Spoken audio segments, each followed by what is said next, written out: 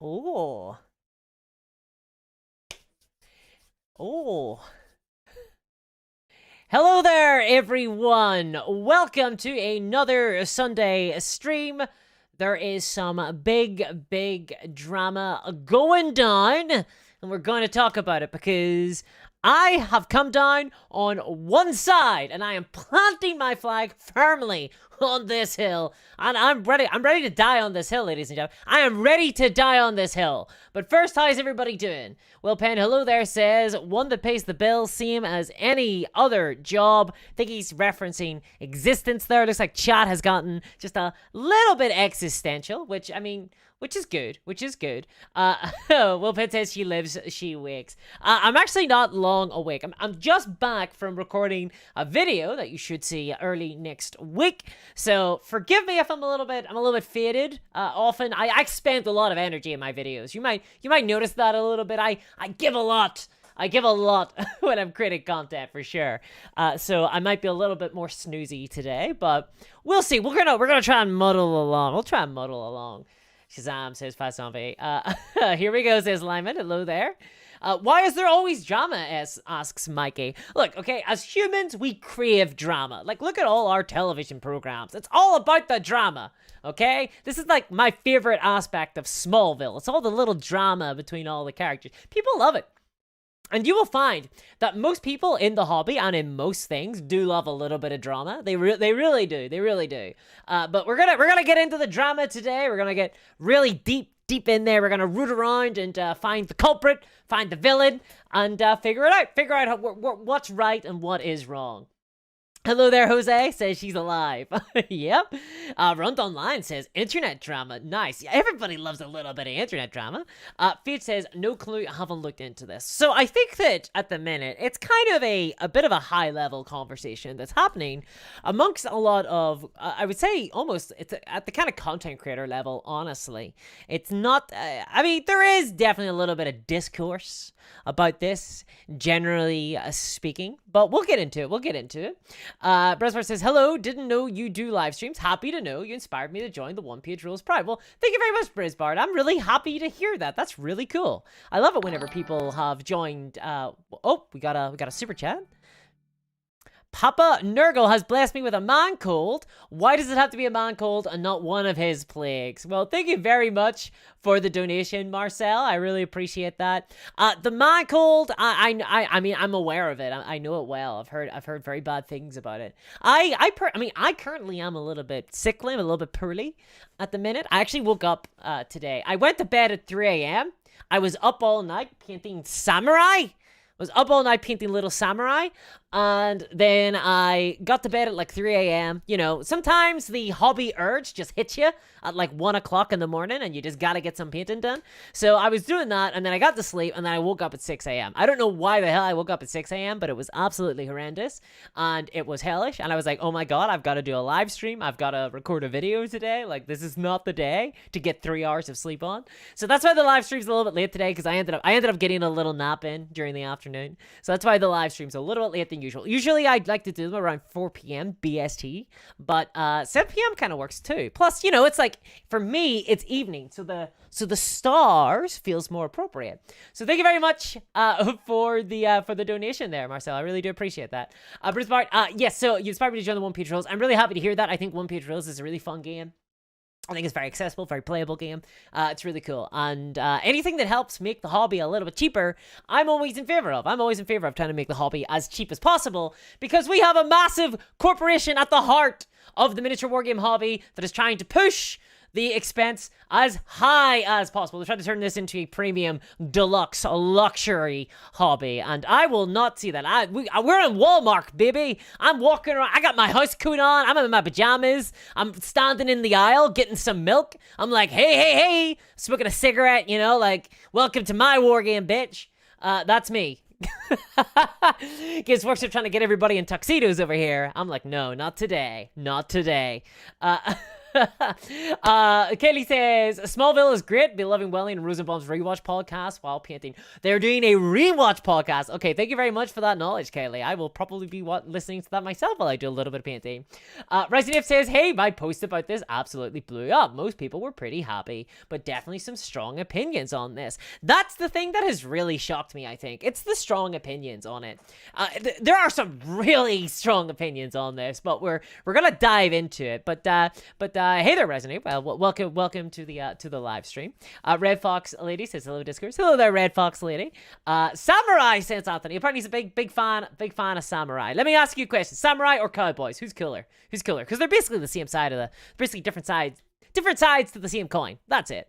The Fox came out great, says the Lyman Dick. Well, thank you very much. I've got a little picture here. Boom. There we go. There's my little fox. I painted him last night. He was pretty fun. You'll notice I have like no UI because I'm bloody useless is what I am. I'm bloody useless. But yeah, there's my little fox. I painted him last night. There's a little bit of white bits there. I've cleaned up some of the lines and stuff like that. And this was done in the SLAPCHOP technique. I actually painted this little wolf guy in the SLAPCHOP technique. I used some orange. I used orange contrast paint. Griffhound orange, and then for the blue there, that's a watered down contour blue. I made my own contrast paint. That's how crazy kit bash hobby discourse got last night. I was like, I'm gonna make my own paint, my own shade. So I made my own contrast out of contour blue by just basically applying liberally lots and lots of water. Yeah, and then a little bit of gold, although I'm gonna repaint that to be silver to tie in with some of my other little samurai dudes. So that was fun. Cowboy always, says Willpan. Oh yeah, 100%. Boston War Samurai, best of both worlds, says Word of Zero. Very cool. Luciano says Cowboy, Ninja, Viking. That is the old classic fight. There was a game. There was a game where that was like it was like pirates versus ninjas versus Vikings. I remember that. Hello there, Scython. Hello there. How's it going? Spartan says Games Walmart, a Discourse original store brand. I know. I can't find my cowboy hat. It's around here, like my Texas seller hat. It's around here somewhere. But there was a few times where I wanted to do like little skits or little jokes, and I couldn't find it. So I need to like go looking for it. Rose Kindred says there is drama over SLAPCHOP. That is how I was painting since the 90s, 2000s, especially when GW would not let us play with our 3 colors on each model. That's actually really interesting. I remember that, and that's actually a point I have today to talk about. So I think we are. Let me see. That's the ushering done. We have been welcomed into the stars. Why is it called SLAPCHOP, says Punish Butler? Well, actually, I do know why. So, right. Okay, so for those who have no idea what the hell this title, what this thumbnail is alluding to, basically, it's SLAPCHOP, okay? SLAPCHOP is a new, well, okay, we're gonna start with the controversy. So this is a new painting technique where what you do is you basically zenithal highlight you prime a model black, chaos black or whatever. You prime it black, and then you do a zenithal highlight on it from above with like a gray sear spray, and then you dry brush it white. Okay, and what you're doing is you're trying to pick out all of the details. So let me see if I can get you a nice little picture here. So basically, you're trying to dry brush all the details. You're applying them from above. Actually, I do have some models that were put in this style. Let me see. So, my patented Games Workshop TM little thing. So you can see here, they've all been undercoated black, but then they have been sprayed gray from above. All right, so they've been sprayed gray from above, and it gives them actually a very classy little like kind of like grayscale effect, like they're little statues or something. So let's slam that back down there. It's a really simple technique. It's like really simple. So you do that, and then you basically paint contrast over the top of them. And what happens is that because you have gone over black first, you don't need to shade the models. Like once the contrast is on them, that's them done. Because it gets darker in the recesses, and you've picked out all the highlights with your white, and that means that at the surface and at the kind of edges, the white means that the contrast is brighter. It's like super duper simple. It's like it is a really, really, really simple technique. And Rob, the honest wargamer, How is that spray stick so clean? It's not that clean. It's pretty gray. It's pretty gray. Rob, the Honest Wargamer, you might have known of him. He is he's a content creator. He does YouTube videos. He does a lot of Twitch streams. He mostly covers kind of Age of Sigmar competitive play. But he did a video. He did a really dumb, fun video on what is called as SLAPCHOP. And he described this technique. I think one of the really nice things about what he did was that he described the technique really fast. In fact, actually, you know what? Let's do this. Let's actually, so I think this is one of the things that the video did manage to achieve very well. Let's pull up. Boom. Okay. Whoa, look at this. Look at where we are. We're in YouTube. Woo! Here we go. Let's zoom in. Okay, so this is the video. The SLAPCHOP technique, the best way to paint miniatures fast from the Honest Wargamer, and he's just called the SLAPCHOP technique. We'll click into it here. Let's pull it up,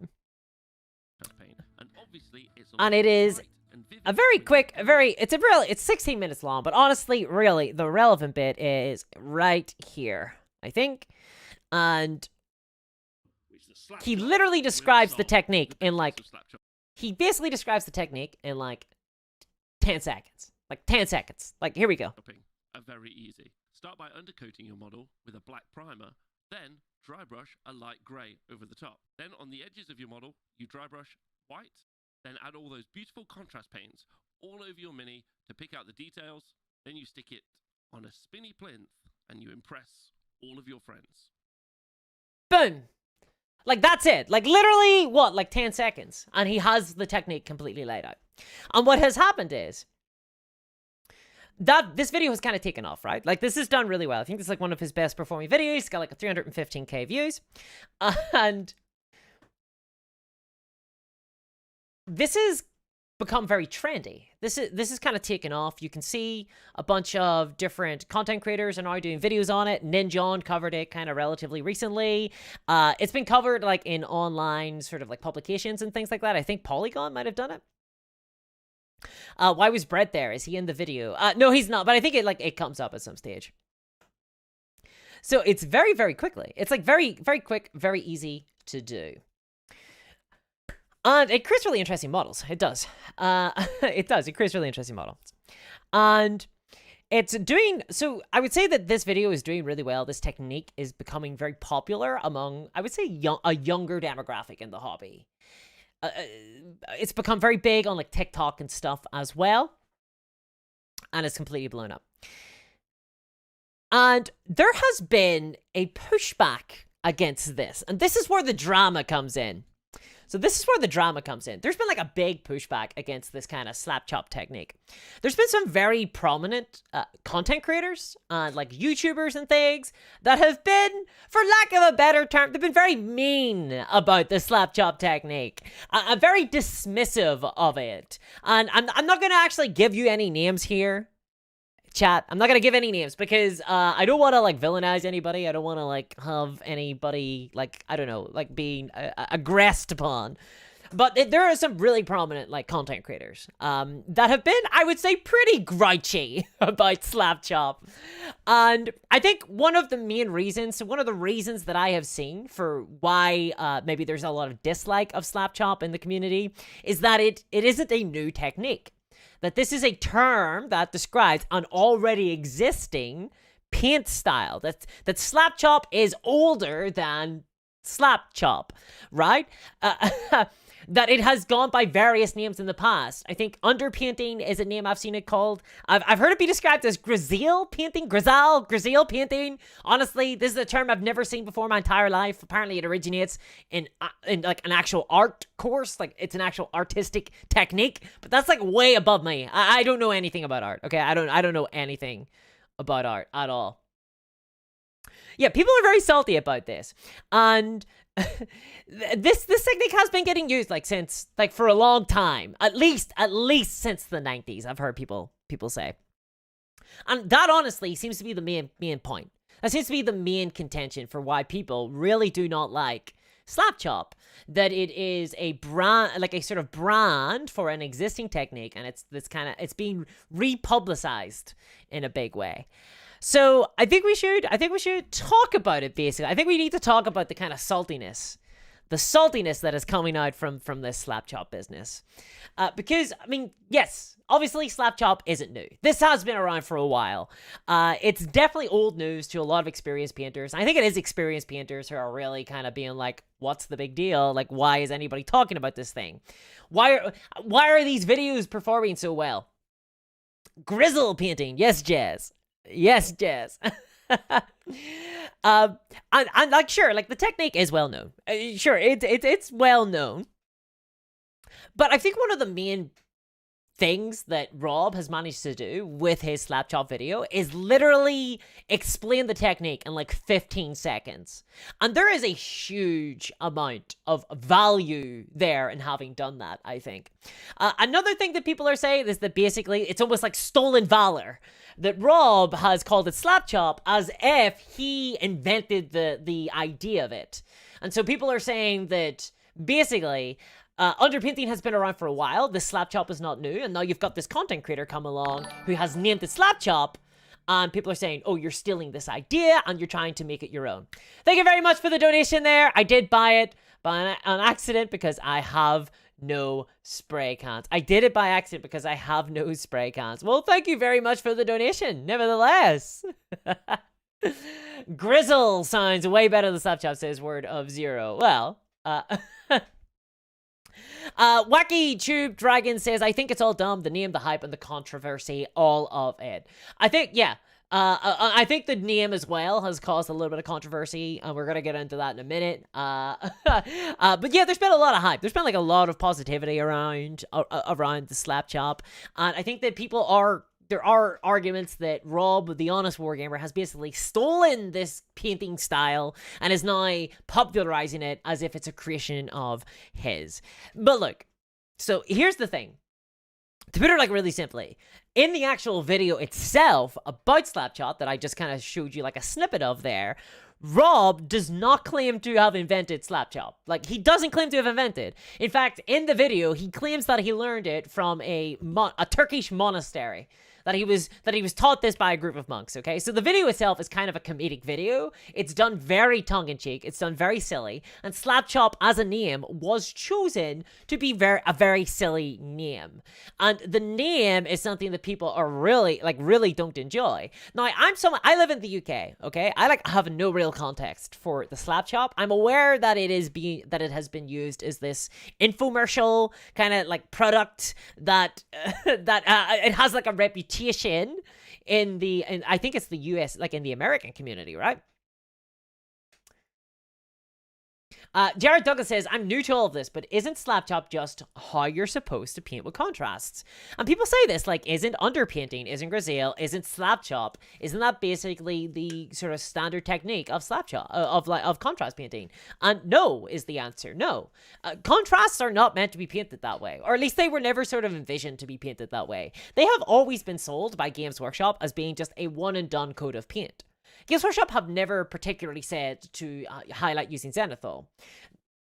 You were always meant to just basically undercoat your models a white or a gray. This is the kind of painting technique that they will tell you to do in a Games Workshop store. You undercoat your model white, and then you paint the contrast over it, and that's it, done. Using Chaos Black and then Zenithal highlighting in order to create recesses and texture in the model is not the basic way that the contrasts are meant to be used. I think they are a pretty basic way that contrasts are used if you're someone who follows a lot of content creators on YouTube. If you watch someone like Dana Hoyle, for example, she actually has done a lot of videos on underpainting for a while now. So it's definitely an established technique, but I would not, by any stretch of the way, say that it's the normal style of painting. And in fact, this is another thing that I have seen a lot of people criticize SLAPCHOP over, is that it's just the regular way of painting ever since the 90s. Ever since the 90s. And I would take exception to that. As someone who's been painting since like 2004, I was never taught that. And I'm like as a casual painter, it's like a very basic painter. Okay, I was never taught to use zenithal highlighting or underpainting at all. These were like never terms that I discovered until YouTube content creators started telling me about them. I always followed the heavy metal style of painting, which was a very simple style of painting. You basically chaos black, prime your models. You do a base color, and then you do a shade to get into the recesses, and then you do a highlight. That's it. Use 3 different colors. That was always the Games Workshop style. To me, that was the standard way of painting. This was not something that was known to me. But I wasn't someone who was like going for golden demons. I wasn't someone who was studying up on the blade. You know what I mean? Like I wanted to play with my models. I didn't want to paint them all day. In fact, I usually didn't paint them because I found painting very laborious. I found them very laborious. And you did need to use contrast. Obviously, this has been around since before contrasts. Like with this model, with my little fox here, that blue isn't a contrast paint. The blue fur there isn't a contrast paint. That is... okay, that here, like this section here, that's contour blue that I've just watered down. I created my own contrast paint. I went off the wall. That's just contour blue, like really watered down. And that's been done, like that's been done since forever. And does that matter? Is a big question, right? Does that matter? I don't think it does, because nevertheless, even if this has been pretty popular and something that has been done for a long time, it wasn't really that popular. Like it evidently wasn't, because it's taking off and so many new people are painting using the SLAPCHOP method and saying, wow, I never knew this was possible. So there's something there. People are being exposed to this. And frankly, I find it hard to be against a technique if it is popularizing painting with people, if it's kind of showing people an accessible way of painting. And if it takes like a silly branded name, like this has always happened. Like, let me ask you a question. Do y'all think that nobody ate meat between 2 slices of bread before the Earl of Sandwich started doing it? No. But then the Earl of Sandwich popularized it, called it the sandwich, and now that's what it is. It's a sandwich. But people were eating meat between 2 slices of bread. The SLAPCHOP name, that as a brand, has managed to kind of pull together this existing technique, and it has really taken off in the community.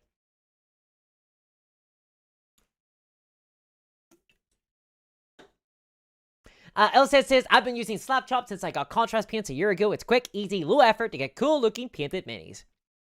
Honestly, I haven't. Like, my usual stuff, right? So I'm a pretty useless painter. I'm pretty bad at painting. I'll be like the first person to tell you this. I'm not great at painting. I'm really not. And I just slap on the contrast paint. I do like an all gray undercoat and I slap on the contrast paint. And away I pop. Away I pop. That's me done. And it wasn't until all this drama around SLAPCHOP started to occur, we got people kind of saying like that it's like it's a stolen technique, that the name makes no sense, that that's an aggressively wrong name, that it is an idea that has been around forever, and that people shouldn't be really using this term, that it doesn't make sense, that we're changing the definitions of things. Before all this kind of conversation occurred, I'd never really done it. I'd never really underpainted it before. So I decided to do it, and I've been having a blast, honestly. I've been really liking it. It's a new technique. It's the first time that I've really started to experiment a little, outside of just having used contrast paints. So for me, like, that's affected a change. It's been a really positive thing for me. And I think any amount of conversation about how terms have changed or how our lexicon has changed, I think that all falls to the wayside for me on a personal level, because I'm like, ultimately, this got me to go out of my comfort zone and try something new that I think I like. Now, I haven't done like a bunch. I did this wee man here. He's like halfway done. I still need to get some silver and stuff. But this is just the kind of beginning, like the first like 2 colors have been applied on. I think it's looking okay. Like, I think it's looking okay at this stage. It's not looking too bad at all. Now, I'm not going to be winning any awards. But bear in mind, I did this like 2:30 in the morning last night. So cut me some slack. Jeff says, it's all good though. More ways of painting gives us more ways of doing stuff. Bollocks to secret techniques. So I wanted to ask, like, I want to get your guys' opinion on it, because I don't know. I might be wrong on this. I might be wrong on this. I find that a lot of painting and painting techniques feels very arcane Very arcane. It feels very exclusive, right? I think that painting has an accessibility problem. This is something that Games Workshop have actually been trying to fight pretty hard. They've always been one of the people that are really trying to make painting as accessible as possible, because obviously they serve to make a lot of money off of it. They serve to make a ton of money off of it. And I don't like painting being super arcane and inaccessible, because I find it's like a very important part of the hobby. Even if I don't engage with it very well, I will forever say that playing games with painted miniatures is so much more fun than not painted miniatures. How about that? Jazz Hunt says the Earl of Sandwich's first name was 6-inch sub. Very good. I love it. Cam says paint the Space Marines using SLAPCHOP. I could do. The Space Marines, I'm planning on painting them in a 24-hour period, so maybe I will. Maybe I'll do like the big SLAPCHOP challenge, you know? The big SLAPCHOP challenge. Let's see if I can do it. Can I paint for 24 hours, you know, a 2,000 point Space Marine army using SLAPCHOP? Oh, I wasn't going to. I was really going to just dry brush it. William says the best part of SLAPCHOP is that you can hit your friends whenever you say it. Oh god, yeah, happy slaps from like back in the day. Jeez. I get that the SLAPCHOP name is kind of silly, right? But it is meant to be. Like, it's meant to be a comedic name. I think that it was chosen. So the reason why it's called SLAPCHOP is because Rob asked in like his Twitch chat, like, what would they call their like silly painting technique, and somebody said SLAPCHOP, like you slap chop it.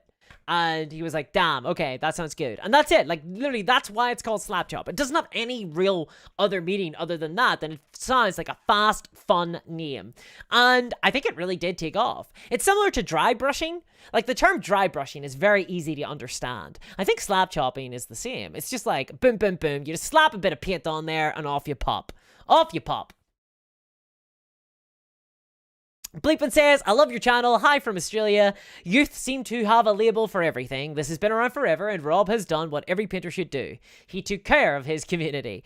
Well, yeah, like, so we gotta remember that this has taken place. This is like a broader point. Maybe one that's a little bit sinister, but this has a broader point. This has taken place within the algorithm. And there is something to be said for the fact that the term SLAPCHOP is a very easy, it's a very good word. It's a very good term for the algorithm. And you're going to see more content creators come out with videos on SLAPCHOP as a method.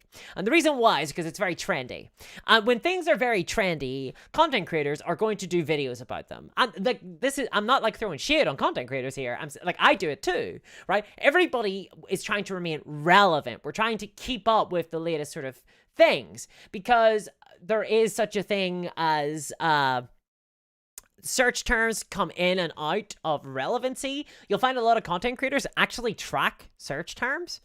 They track them to make sure that they're like, that they're on the ball, that there's a trend that's coming by that they're not going to miss. And once one content creator does something, then others will do so as well. They will. And I mean, it's not like trend jacking where you basically see when something's really trending, you jump on top of it.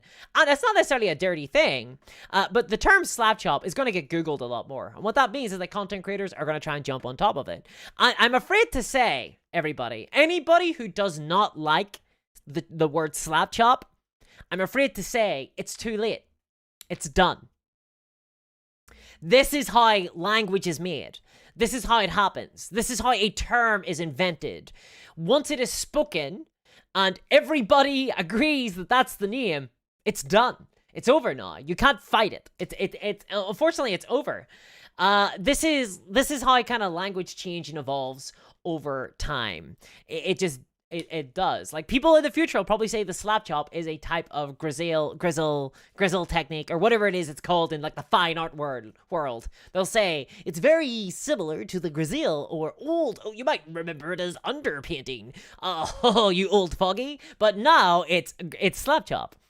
This is how it goes, you know? Now, Command Line Cody says it doesn't make it any less silly. And I think that's fair. I think that's fair. But yeah, you can't unring a bell, as William says. What part is the chop, though? Says a wacky tube man dragon. The chop bit is just... So the chop just sounds fast. You know? It just sounds right. It just sounds right. Slap chop. It just sounds right to the idea of slapping on a bunch of contrast paint and it's done, you know? You just slap chop it on. And that's all it takes, really. That honestly is all it takes sometimes. mean, personally speaking, for me, I don't really care if this is a new or old technique. I think that the most important thing is that it's getting people to paint who otherwise weren't going to paint. I think that there's a lot more people painting now as a result of this popularization. I think that's good. I think that's good. SLAPCHOP is here to say, says Efron. SLAPCHOP slaps. Yeah, the wording isn't literal. It's not like literal. It doesn't have to chop anything. Jared Douglas says, SLAPCHOP was/is a popular kitchen gadget in the US. It's hard for me to see the term catching on long term, while my brain still associates it with that. I mean, that's fair enough. See, for me, I don't have any prior, like, exposure to the term SLAPCHOP, except for, like, maybe, I don't know, maybe I saw a clip or something at some stage, but it's not like born into my brain in that way, you know? Like, SLAPCHOP is, like, it sounds like something you would do in a kitchen, but it's easy for me to, like, think of it in terms of painting. Command Line Cody says, Grazil is pronounced grise. Grise. Like greasy. Like greasy.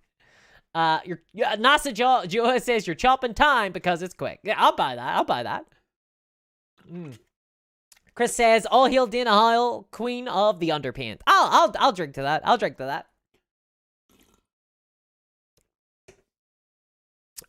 So Orkdork says, I thought SLAPCHOP started as a meme about how easy it is, and the name is a reference to the SLAPCHOP infomercial. The name is definitely 100% a reference to the infomercial. Like, this wasn't named in a vacuum, you know? Like, this wasn't, like, given the name in a vacuum. Like, it's meant to be a comedic name. It's meant to be silly.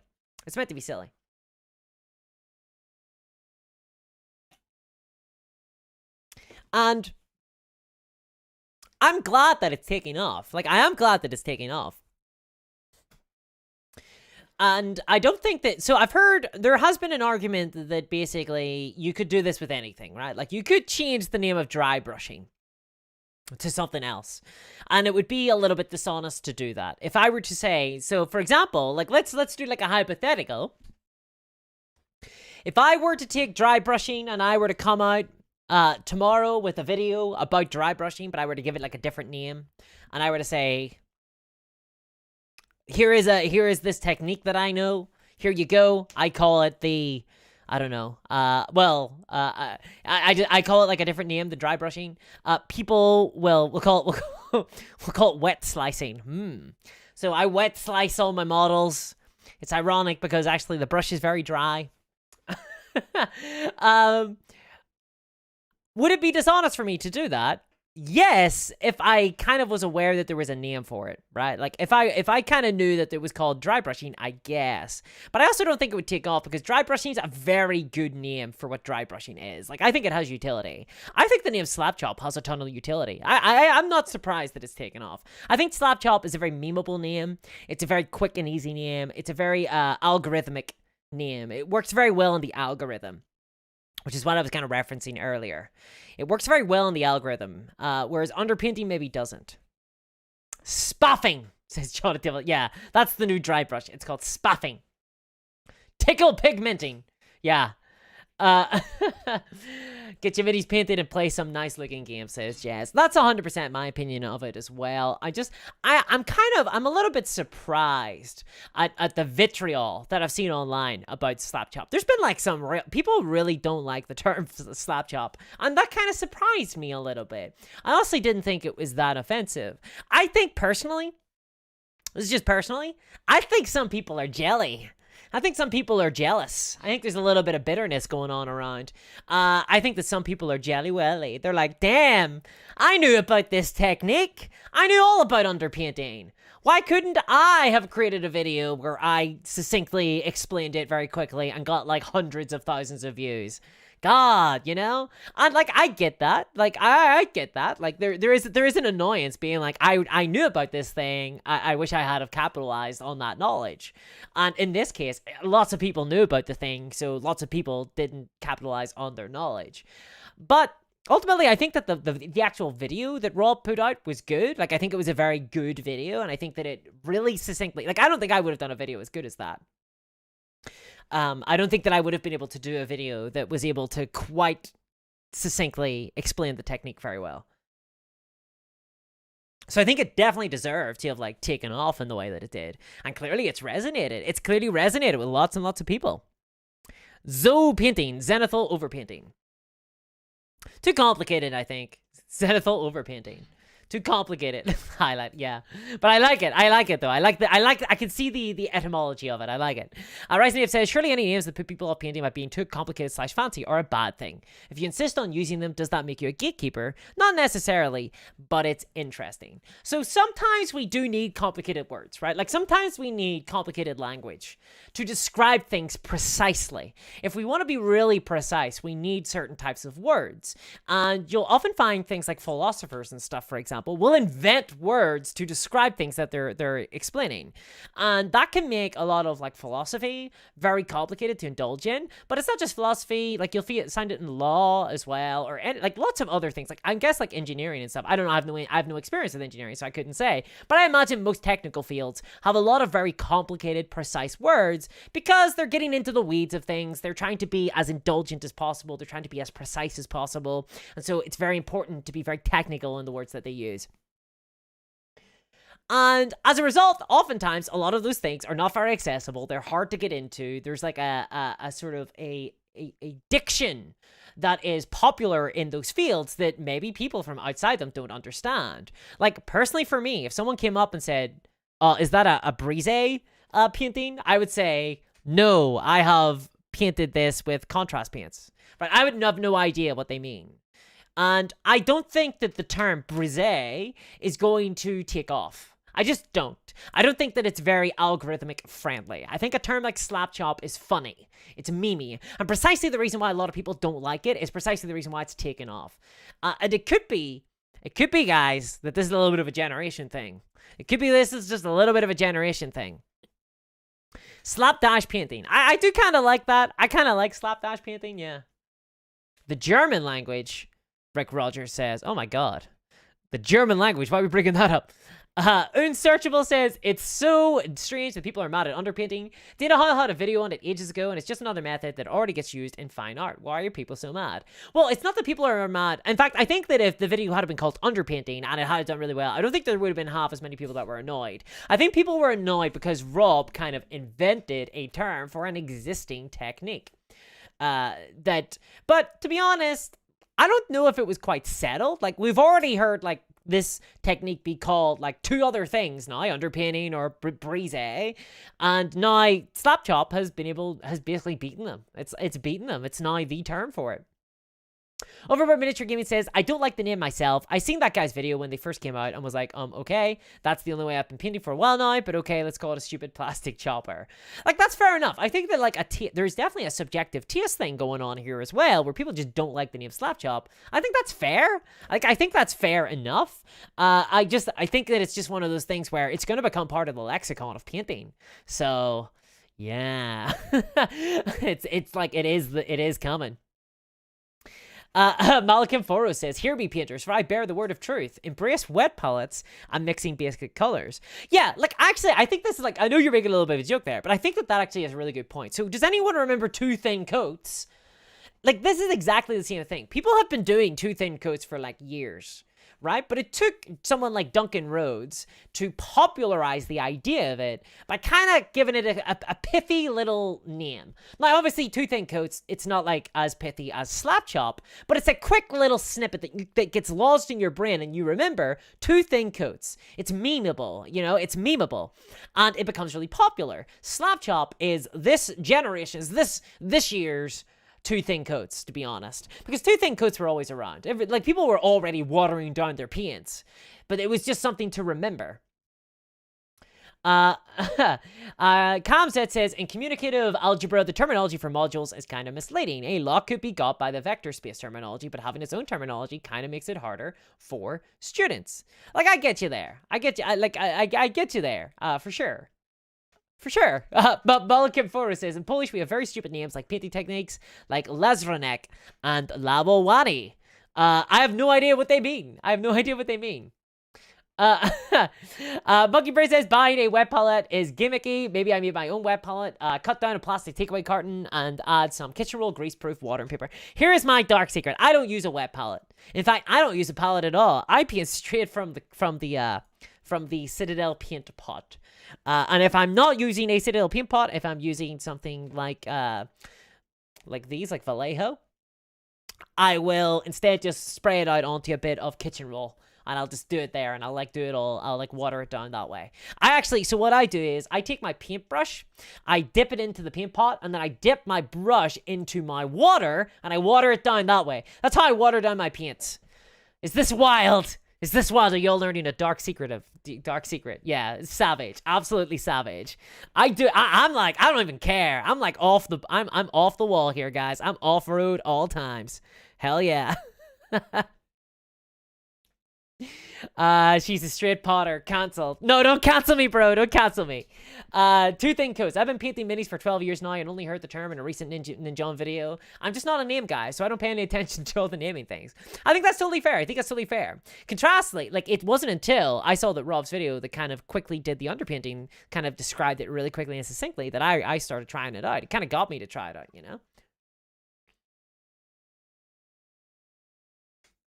Efren says, this course uses no palette and no brush. He gargles the paint and spits it directly onto the sprue like cave painters of the Bronze Age. That is how I roll. That is exactly how I roll.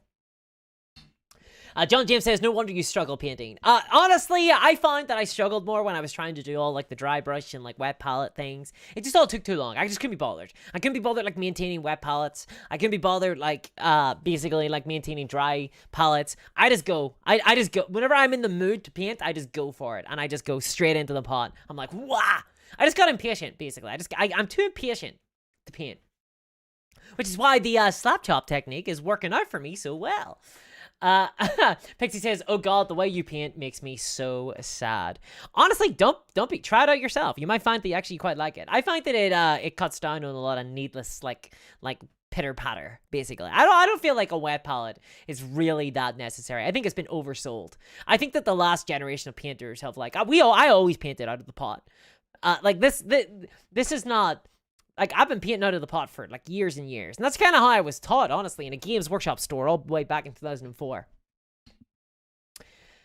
I put color into bottle caps of paint bottles. Yeah, sure. Finger painting. Ninjon has a video on it. Very nice. Jacob says, this is why you're not a mini painting channel. Look, I'm not a mini painting channel. I get a lot of criticism, actually, for not doing a lot of hobby content. This is why. I'm not a hobby content creator, okay? That's not my strength. that's not, I'm not out here inventing new terms. I'm not out here, like, you know, popularizing new techniques. I just tell people, I've done a video on this. It doesn't matter how well you paint. Just go for it, because nobody cares. The only person who cares how well you paint is you. Nobody else cares. Do you know how often I literally, like, I will paint models, and I'll be like, oh, this model looks trash. Oh, I'm not really, like, this model doesn't look very good at all. And then I'll get to the table, I'll set it down, and I'll stand at the table, and I'll look down at the mini, I'll be like, this thing looks fine. Like, I forgot, I'm playing a fucking miniature game. These things are miniature. They're not, like, in my eye line like this. They're not up this close to my face at all times. They don't need to look that good. They just need to look good enough from a couple of feet away. And you'll be surprised what kind of details are missed. This is why I think the Games Workshop put too many details on their minis. So many of them are irrelevant. All you need to do is break up the color. You need like big patches of color to kind of denote the sort of silhouette of a miniature. That's the actual style. I'm not someone who paints to paint. I paint to play. I paint to get my games on the table. I don't paint for Instagram. And actually, I think that the whole Instagram content creator kind of, you're showing your painting off to everybody else in like the world, that whole rigmarole, I think that that has raised the bar too high. I think that people are too concerned with painting really well instead of just painting full stop and just getting stuff done. Will Penn says, depends on the brand of paint. P3 was really great out of the pot. Honestly, I think Citadel fine out of the pot. I just wet it on my brush. No one watches hobby content, says Dino. Well, I actually disagree with it. I think there's more people who are hobbying who watch hobby content than they do watch gameplay content. Like, I think that literally, the hobby content is probably 10 times the size of specifically like Warhammer 40k content. I think it's 10 times the size of that, for real. And if you can see this very easily, like go look at someone like Squidmar or Midwinter Minis, and then compare the views that they get consistently. So they're getting consistently over like 100k views. Compare that to most gameplay channels for Warhammer 40k. Most of the gameplay stuff are like 15k views. You know, like it's tough out there to do gameplay focused stuff. Part of the reason for this is that Games Workshop have actively sabotaged their own games by raising the price level of miniatures to such a high extent that only a very few selection of people can actually play their games. Like, this is the big problem with wargaming right now, is that it's a premium luxury hobby, as perceived by Games Workshop, who really set the bar, who established the tone in the market, when actually plastic's really cheap. It's very easy to make miniatures, and they should be like really, really cheap. They should be like maybe 66% cheaper, maybe, I would say, probably about that case. I think that's probably fair. I think we should be selling in bulk, and the hobby should be open to way, way more people. Like Lego. No, wait, no, not like Lego. Lego as well has taken on a little bit of a premium atmosphere. Slappy Potter says Jess Hunt. Yeah, that's me, all right. Thumbnails says, I watch tons of hobby content, virtually no gaming content. It is my TV. Yeah, like I watch a fair amount of hobby content, not like a ton of it though. And I don't even practice most of the techniques. I just watch it because I enjoy it. Like, I enjoy Dina Hile's videos just because I enjoy her videos. Like, I think that they're interesting pieces of content. I enjoy watching them. I enjoy watching her paint. I like to watch Goobertown Hobbies. Admittedly, he has like some hobby content, but he has also like really interesting ones. Like, he recently did a video covering the actual creative process how a miniature is made. I think that's really interesting. I really enjoy that sort of content too. But I also watch gameplay content. Like, I do watch gameplay content. I don't watch battle reports, but I do watch like gameplay content for sure. But it's just a very, like, we are in a very small niche here, guys. We're like in a very, very small niche. Param says, SLAPCHOP relies on the properties of contrast style paints. Anyone who claims they used it before this existed are being dishonest to themselves, says Param. Really? Do you think that's true, Param? Because I've heard a lot of people say that they did this style, that they underpainted before contrast. That they used watered down paints. But I will be honest, I never saw it. In all my years, I have never seen anyone describe this painting style to me. Never once. Now, I didn't actively go searching for it, but I never heard anybody describe it. I always heard the heavy metal style. Always. The base, highlight, shade, darker kind of color to go really into the recesses, and that's it. That's like how you paint. That's how you do the Games Workshop box art. I never heard anybody say underpainting. Let's see. So tell me about that, guys. Tell me, what do you think? What do you think about that? Is this a lie? Are people just saying this? Are they just saying this to try and be like, oh, I was painting before it was cool. I was there when it was written, which? Bryce Ape says 100% the hobby content creators are massive compared to gameplay. Oh yeah, totally. Thank you very much for the super chat there. Phage says, what's your favorite model you painted? My favorite model I've painted? Wow, that's a real tough one, but I think I might actually have it here. So we're just gonna take this box. This is the Bushido starter set. We're gonna put this one side.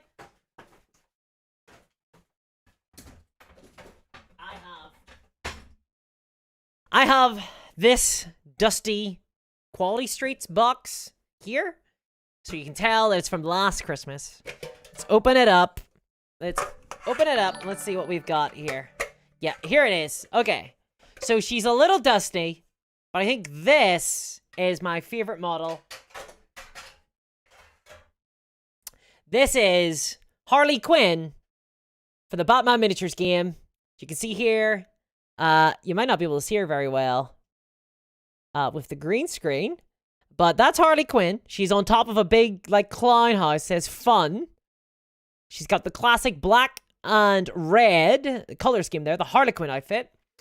This was one of the most intimidating models I had to paint, but this is the start of me really starting to paint again.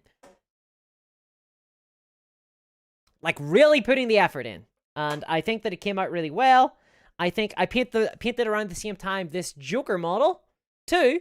I think he came out really well as well. These are super simple, by the way, guys. These are literally just contrast paints.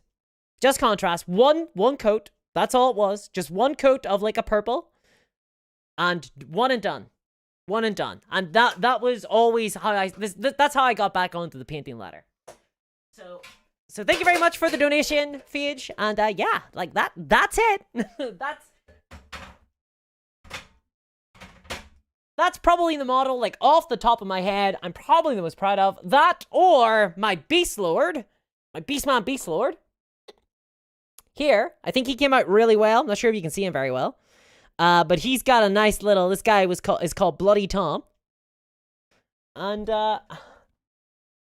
he's the head of my beast horde. So thank you very much for the donation. Thank you very much. Okay, let me catch up on chat here. Inks, says John on Tabletop. Hey there, John. Yes, inks. So people they used oils. It isn't new, says Michael Skelton. So there's people now coming out the contrast that I did, that it has been around for a while.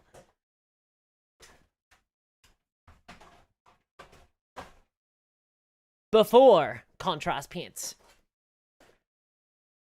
Kim says, when I saw the price of the Framework WizKids line, I thought it's like someone came up with reasonable prices and then someone else just decided to double it. Has anyone seen this? The WizKids are now selling, I think it's 12 models that come pre-painted for $100. $100. These miniatures are. Games Workshop has set the bar. Now, companies like Hasbro are trying to leap right over it. Awesome, here we go. We're the future of miniature wargaming. Yes, I can't wait. Marley says, Perm, that's not true at all. Thin paint over black, white, gray gradients. You can use acrylics or oils. Cool, yeah. So, John Ellis says, was shown underpainting in a GW store in the late 90s. Well, that's really cool, John. I never was. I guess we were lacking the technique here over in Belfast. Thumbnail says, I was introduced to speed painting from a miniatures mentor video I bought like 7 years ago. Very common approach. Southland says, I knew about underpainting, but I don't want to paint that way. That's fair. That's really fair. That's really fair. I kind of wish I could get like the creamy, sick blends that I see like by Wet. Oh God, what's it called? Oh my God, I forget how to, wet blending. I wish I could get those, but I've never been able to do it very well. John Creer said, I started doing SLAPCHOP on my own about 4 to 5 weeks after learning Zenithal. And I think it does, like, I think once you start Zenithal highlighting things, you're basically SLAPCHOPing, right? Like, the moment that you Zenithal highlight something, you're basically doing the SLAPCHOP. I think that one thing that people are forgetting here is that there is a huge component of casual painters in this hobby. A huge contingent of casual painters who don't even really consume a lot of content online or aren't even aware of the bare basics of painting. Like, these are the people who would listen to Junkin Rose say two thin coats, and that's the first time they hear about it. Honestly, most of them have probably come into the hobby in the last 2 years with the popularization of Warhammer during the COVID years. So, for a lot of these people, this is the first time they're even hearing of the term probably of Zenithal highlighting. Like, this is probably the first time they're hearing of Zenithal. And they're seeing the results of this and how quickly it gets results. And I think that's why it's really taking off. I think it's because there is a big contingent of people who are super casual and have never heard of any of these techniques before at all. And so you have some people of the old guard, people who have been around a lot longer and are thinking, this isn't new. This isn't new at all. Profa says, I paint Space Marines using Zenithal highlights with an airbrush. It's so easy and a godsend. That's really cool. Sophia Bear says, I bought my first Gundam kit last night. Superior sprues. Superior sprues and a fantastic experience. 7 well-engineered sprues and instructions for $18. GW/frameworks are so overpriced. They are. They're incredibly overpriced. The plastic is very cheap. The design, like their designers aren't paid very well anyway, so it's not like the money's going there. That's not where like the extra value is going into. John James says, "Oh no, that won't go down well." Ooh. What won't go down well? What won't go down well? Witching up, Dr. Foss was talking about inks and washes over Zenithal priming 10 years ago. It kind of sucks. 10 years ago was only 2013. Doesn't feel that long ago, but my God, apparently it is. Jesus, I'm getting old, guys. I'm getting old. The year is 2028. A single pre-painted D&D miniature costs $5K. GW allies with different banks worldwide to offer mortgage plans to buy Primaris lieutenants. Yeah. Look, here's the thing. Everybody is going to get priced out of the hobby eventually. We're all going to get priced out. If the current trajectory just keeps going up, we're all going to get priced out eventually. Everybody right now who's like, oh, if you don't like it, don't buy it. Don't worry. Soon enough, none of us will have a choice. We will not be able to buy it at all. The problem is that the business model doesn't need us to buy it. That's kind of the big bummer. The business model does not require us to buy it. That's why it won't change if we just don't buy it. That's not going to change anything. The business model presumes that people at our income level will not buy it, as Games Workshop currently already operates. So, you know, basically, if you're someone who's like, I'm not going to buy $100 of D&D miniatures, the product wasn't for you in the first place. Even if you don't buy it, it's not going to change anything. Chris Boyne says, my local GW had some lush skeleton horde plastics, which looked like dry brush plus ink wash with hindsight, 91, 92. Oh, God. What I would give to have seen some skeletons back in 91 and 92. Damn. It's very awesome. Vinny says, any thought on the army painters we hear you video regarding quality? I think it was an interesting video, for sure. I was kind of surprised that they didn't at least touch on the fact that the paints reactivate.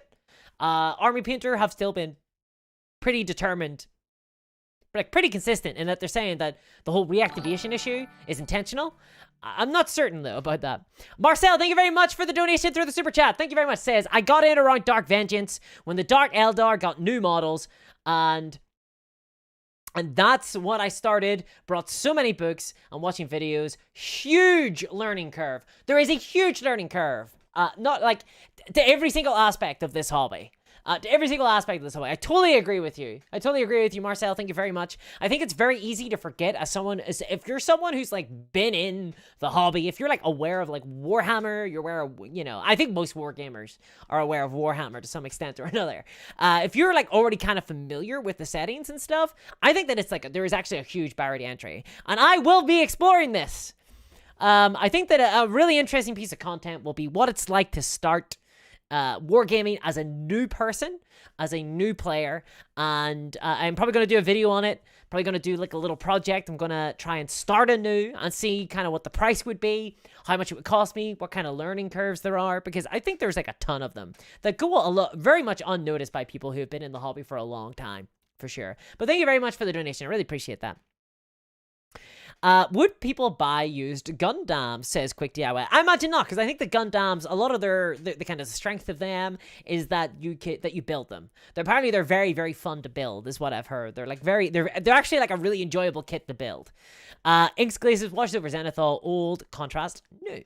Yeah, well, people already, so basically, like, people are already calling contrasts like a kind of like an existing thing that has now just been monetized by Games Workshop, right? People are already saying the contrasts were just inks, really, that they were just paints watered down. And sure, but there's like a benefit to having it given a name and becoming a product. To be this is how you create something. You give it a name, you sell it. That's how a company creates something. But how an individual, I guess, content creator creates something is that they name it, they slap a name on it, and they put it out into the world. And if people are reciprocal about it, then sure. Paper standees will always be available, says Kudos Budo. Yeah, they will. I think that, honestly, like, here's a hot take for you. Well, maybe it's not even that hot. I think most people would probably agree with this. If this hobby wasn't, like, anything to do with the minis, wasn't about painting, if it was just the gaming, and standees were, like, the thing that everybody used, then I don't think that Warhammer would be very popular. I think there would be other more popular war games for sure. Because really, it'd have to stand on the strength of its own gameplay at that stage. Let's see here. Plastic and Paint says, good job. We have big piles of shame to keep us going. I know the feeling there. I too have a problem with compulsive spending. Rivenspire says the battle forces have gone downhill in value. I haven't been super tracking them, but I'm really interested to see what we get this year. I'm really curious to see whether or not they will be good at all. Like, I'm going to directly compare them to last year. I'm really interested in that because, like, let's be honest. The Games Workshop deals get worse every year. Every single year, it's like, it can't get any worse than this. And it always does. So I'm really curious to see how it looks. Bear Tiger Evil Laugh says, that's what happened to Commissar Yarrick. He was priced out. Yeah, I see that Commissar Yarrick was kind of gone, which is interesting. So for those who don't know, the Imperial Guard Codex has been, like, leaked, really. We don't know how certain it is. I don't think that's, like, 100% it's definitely 100% been leaked, but we've got a lot of information from it, and it seems like Commissar Yarrick has been removed as like a named character, and people are upset about this. And I get the upset because Commissar Yarrick is obviously an old school character. People really loved him. He's very cool. He's a big personality, I guess, in the setting. But time is moving on. I actually don't mind Yarrick being removed. I'm just surprised by it because Warhammer Plus had like a video on Commissar Yarrick and really bigged up, it embiggened his relationship with Grazgul Thraka. So I'm just surprised to see that Yarrick has been gotten rid of, apparently. But we'll see. I'm not 100% totally convinced yet that he's gone. I'm not like 100% totally. We'll see, in my opinion. We'll see. Chuck Farley says, first video I watched on SLAPCHOP, I said, oh, this is exactly what I've already been doing, minus 2 more stages. There really isn't anything that innovative or amazing about it. It's just fast. So maybe that's where we really stick the pin in where the drama, like where the kind of like the big loggerheads has occurred, right? Where this drama is really revealing itself. It's not necessarily innovative to a lot of people, but then for other people, it is innovative. So I think it's just two different communities are viewing the same content, and the reception to it is just very different depending on your prior experience to the hobby.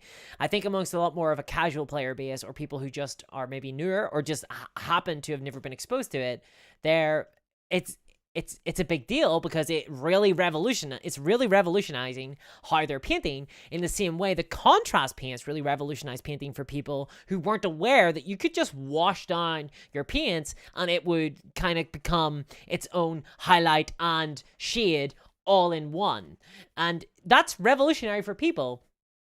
And if enough people were unaware of it and they start to call it by the new name, that's how these things get invented, you know?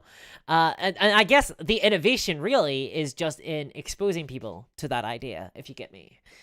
Which admittedly isn't necessarily very innovative in and of itself, but there is definitely 100% a value in succinctly getting across an idea and communicating that well. As a content creator who is all about just trying to communicate ideas and trying to inject myself into the discourse, which is a very weird statement to say, because my name is Discourse. I'm going full Oboreorius here. I would be remiss if I weren't to say that there is a value in being able to communicate ideas clearly and concisely and distinctly. Let's see. Frozen Dog says, can it get any worse than the Old Foes bundles? I genuinely, I cannot believe that Old Foes are still going on. So the Old Foes bundles are obviously, they're part of a very predatory practice. It's called a rotating store bundle. It's also part of the kind of limited time offer idea, and it's really insidious because this isn't even a limited time offer, really. They throw on top of it a picture that has X value, and what that value is, nobody knows. Apparently, it's enough to get you to buy hundreds of dollars worth of miniatures at retail price. No discount whatsoever. It's just a bundle with no discount. Absolutely outrageous, and I tried to get them done by the advertising authority. I did communicate it to the advertising authority, but I kept on getting bunged around by different departments. The department in, basically the advertising authority of England said that because I'm based in Northern Ireland, I need to speak with the Northern Ireland Advertising Authority, and then whenever I spoke to the Northern Ireland Advertising Authority, they said I had to speak with the English Authority because Games Workshop are based in England. So I just kept on getting bounced around. So unfortunately, I wasn't able to bring regulatory scrutiny. The ombudsman, unfortunately, was not deployed.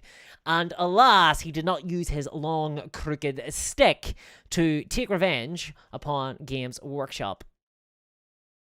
Wacky Tube Man Dragon says, Discourse, you know Yarrick will be back in a limited edition box set. Of course he will. Of course he will. We'll probably, I mean, why not? Why not? Right? Why not? We're going to have the limited edition Army Bundle box set come out.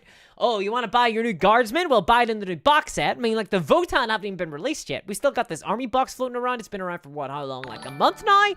We got another one coming out now. Where the hell are these box sets coming from? Thank you very much for the donation there, Param says. I think many SLAPCHOP critics think it makes painting too easy. Gatekeeping. That people haven't earned their place. They are afraid of its popularity. I do think that there is definitely a little bit of bitterness about this. I think that there is a sort of impulse amongst certain members of the community to just simply dislike something because it's new. And I think genuinely that is the case. I don't think it's like a lot of people. I don't think it's the majority of people who are like maybe are critical of slap chopping. But I do think there's an element of it there. Like, I don't think everybody who doesn't like slap chop is saying that, but I do definitely think there is an element of it. And ultimately, I guess it is gatekeeping. If you're gonna like really be anti-slap chopping, there is an element of gatekeeping to that, because really, people are taking the slap chop idea and they are running with it, and they are painting more models than they would have before. And it's hard to argue against that kind of accessibility. Really, it's hard to argue with the results of that. So thank you very much for the donation there, Param. I really appreciate that. Thank you. Seriously, though, where the hell did all these box sets come from? Weird A Parker says, I'm not priced out of the hobby. I have chosen after years of just spending the cash to stop doing so. Well, you're a stronger person than I am, because I will be honest, guys. Like, I get caught up in the hype. I really do. I'll tell you a little vulnerable story. The other day, I was on Wayland Games, and I was going to pick up because I'm aware right now that we are between two Kill Team box sets.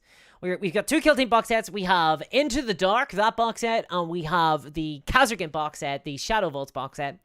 So there's right now, that's for pre-order. So what that means is that more than likely, with this new Kazurgen box set that's coming out, the Into the Dark box set will probably be made redundant. It will not be made redundant, actually. It'll probably be that box set will still be really relevant, but it will no longer be sold. And I have a fear of missing out on that box, because I kind of like I kind of like the Imperial crew in that one, the sort of like the Marines. God, I can't remember what they're called, like the boarding party that are in the Into the Dark box. I kind of like that, but it also comes with the Into the Dark rules. It comes with like a special rule book that you can only get in that box set, and it comes with a bunch of terrain as well. And I was like, damn, okay. And I didn't really want this. Like, I honestly, I'm not like super hyped up about it. But I was like, I probably should play, because I play Kill Team, and I was thinking to myself, I probably should play this new Into the Dark game mode to help inform my kind of opinions on Kill Team. Like, is this actually any good? Especially now with the Arc of Omens stuff that's coming out as well. And I kind of wanted to get a little bit of an idea, because I think that it's going to be very similar to what we see from the Into the Dark Kill Team. So I kind of thought to myself, like, it's kind of now or never. Like, I have to pull the trigger. Like, if I'm going to buy Into the Dark, it's kind of now or never. And this really sucks, because I also want the Kazurgen. I want the Kazurgen because I am an old school guard. I collect the Cadian force. They're not Cadian. They're like my own homebrew regiment. But they were based on, they used the old sculpts, the old Cadian sculpts. I have Kazurgens. I got the old metal Kazurgens. I would love to get some plastic Kazurgens. I was looking at the sprues. The sprues actually look okay for them. Looks like it's coming with plenty of head options, at least, so I can have them all look very generic. But the only way for me to get Kazurgens is in this massive box set. So here we have, I'm kind of between a rock and a hard place. I kind of want both. You put them both together in your box. You're like, okay, I'll buy the Into the Dark. I'll put that in my basket, and I will buy the new one, the Shadow Vaults box for the Kazurgen models, and that's coming to like £200. £200 for a skirmish game. And it was just like, damn. Like, how the hell did this happen? All I want are Kazurgen and the new rulebook.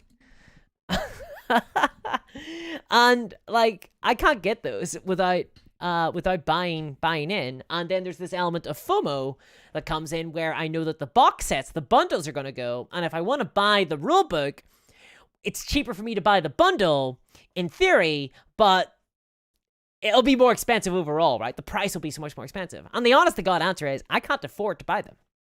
Like, I'm being priced out of Kill Team in that way. Like, I honestly, I can't afford to buy those two box sets. I just can't. So what do? Do I buy the Kazurgen models and I just don't get the Into the Dark rules? Or, like, how does this work, right? Like, what's the plan? I guess I have to wait months and months for the Kazurgen to come out individually. Or maybe try and buy them on eBay for, like, £50 or something, like, very expensive like that. So it's kind of a bit of a it's a bit of a lame sort of situation that I find myself in, to be perfectly frank. And I am a bit of a sucker for hype. I'm a bit of a sucker for FOMO. Like, this is why I make the content that I do. I've said this plenty of times. Like, I definitely get got by a lot of these techniques because they're functional. Like, they work. Like, the reason why Games Workshop do them, the reason why they hype up these boxes, the reason why they lock models into exclusive box sets, like they put exclusive models in box sets, the reason why they do limited edition codices, and then they release a bunch of very cool new models, the latest and greatest, in a big army box, and they say this is the only way to get them for like months and months and months, and you ask when will they be out individually, and they say ha ha ha ha ha, and they run off, and you go, oh right, okay, I guess I don't know, and then you say to other people, hey, I don't think that's very good, and then they respond with, well, you know they'll be out separately eventually, and you're like, well, okay, I guess eventually. Shall I wait for eventually, or shall I buy the thing that I want now? Like, it kind of sucks that you're being put in that position. I think it's very loathsome. A loathsome scenario that many hobbyists find themselves in, just to play a game of toy soldiers. A game of toy soldiers that consists of plastic that is very cheap to make. But it works. People buy these products. People do buy them. It does work. John James says, sign that NDA. Exactly, right? That's the only way. For me to remain relevant with Warhammer gameplay content would be for me to sign an NDA with Games Workshop. But I long ago decided that I would never sign an NDA with Games Workshop. And I don't think they're going to want to send me content anytime soon because I will probably critically review Kill Team. I have seen unboxings of the Kill Team boxes, and I have found those unboxings to be very gushing, shall we say.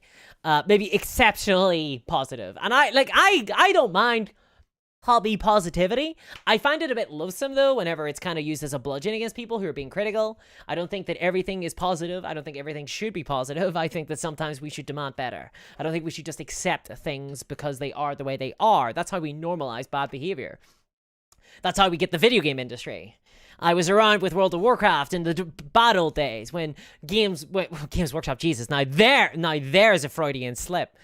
When Blizzard Entertainment, Activision Blizzard, brought in the real money store to World of Warcraft, and everybody said it was fine because even though Blizzard were already charging a subscription fee for their video game and expansion packs every single couple of years, it was fine because it was just cosmetic. Well, is it cosmetic now? No, now it's gold tokens, now it is heirloom items, now it because companies push these things, they normalize them, and once something has become normalized, they push it even further. I dread to think what's after army boxes, I truly do. I dread to think of what comes after army boxes, because right now they're selling limited edition codices. Right now they're selling exclusive miniatures inside box sets. I don't know what's next. Maybe the Dark Mechanicus will be only available to get in a special box. Maybe that'll be the only way, because the Dark Mechanicus are coming, obviously, soon. So it's dangerous. And Frozen Throg says, toxic positivity is the reason why I've left several communities. And I think that's a good framing for it. I think of it as toxic positivity. It's where people will just simply accept the scenario as it is, like critically engaging with it and wondering why it is the way it is. There is a severe lack of critical thinking, I would say, like for sure, amongst some. Because for a lot of people, wargaming is just their kind of, like their chill out time. It's just their chill out time. And people don't like to be confronted with bad things, with these ideas, I think, when they're just trying to chill out, for sure. So I think there's a lot of resentment, for sure. Param says, just buy Wargames Atlantic figures, play with them. Well, I mean, I do. Like, I do. I've got them here. I do buy them. But, you know, like, I like Games Workshop minis, and I want to engage with Warhammer. I do want to engage with Warhammer. I've been playing a lot of Darktide recently. Over the weekend, there's been, like, a closed beta. I've been streaming with Great Book of Grudges. If you know him, he's a Total War content creator, also does some old world stuff. I've been streaming with him. And I've been having a blast. I've been having a blast playing some Darktide. And it's really reminded me about how much I love the Warhammer 40k setting. I really, really enjoy the Warhammer 40k setting. But my love of that setting has been sorely tested. By Games Workshop. And it's really unfortunate. It's really unfortunate. Thumbnail says, I used to buy lots of video games, but tired of all the microtransaction crap. Used to buy Games Workshop stuff, but now we haven't bought any Games Workshop thing for years. Buy other stuff, but not GW. Well, it's kind of interesting, right? Because there are two two things. I'm actually really interested in the blooded, you know, the Trader Guardsmen. I love the Trader Guardsmen. Like, I've always wanted Trader Guardsmen. I really like them. And the blooded obviously are Trader Guardsmen. But they came out in a Kill Team box called the Phobos box that came with a bunch of Space Marines and a bunch of terrain. And the blooded. And I have no interest in Space Marines. Like, zero. Like, I cannot emphasize this enough how much a 2,000 point army of Space Marines is going to kill me. Okay? I have, like, zero interest in Space Marines. I don't like Space Marines. I don't really care for them that much. So, especially not these new Primaris kind of Scout Marines. It's not for me. I get that other people like them. I think that's fine. It's never something I'm never critical of people's enjoyment of, like, miniatures. I'm not critical of those things. I think, fine, you know, enjoy your miniatures. That's cool. Like, enjoy the themes and the experiences that really resonate with you. That's awesome. You think they're evocative? That's cool. But I don't. And they were bundled together in this big box. And there was hype for these models. I was hyped. I was so hyped for the blooded model. I was like, oh my god, it's Trader Guardsmen! It's Trader Guardsmen! I was like one of those girls you see at a Beatles concert. I guess Justin Bieber might be a little bit more relevant. But I was like, yes! Yes, blooded! I'm so excited for this. What happened? What happened? They put him in a box of Space Marines. Like, so half this box I don't want. And the hype left me. I became the anti-hype. But the hype was gone. I was like, well, that's kind of killed the box for me. I guess I'll buy them when they come out separately, whenever that is. And lo and behold, like 6 months later, 3 months to 6 months later, they come out separately in their own little box for like $50. And I can buy them separately. Good.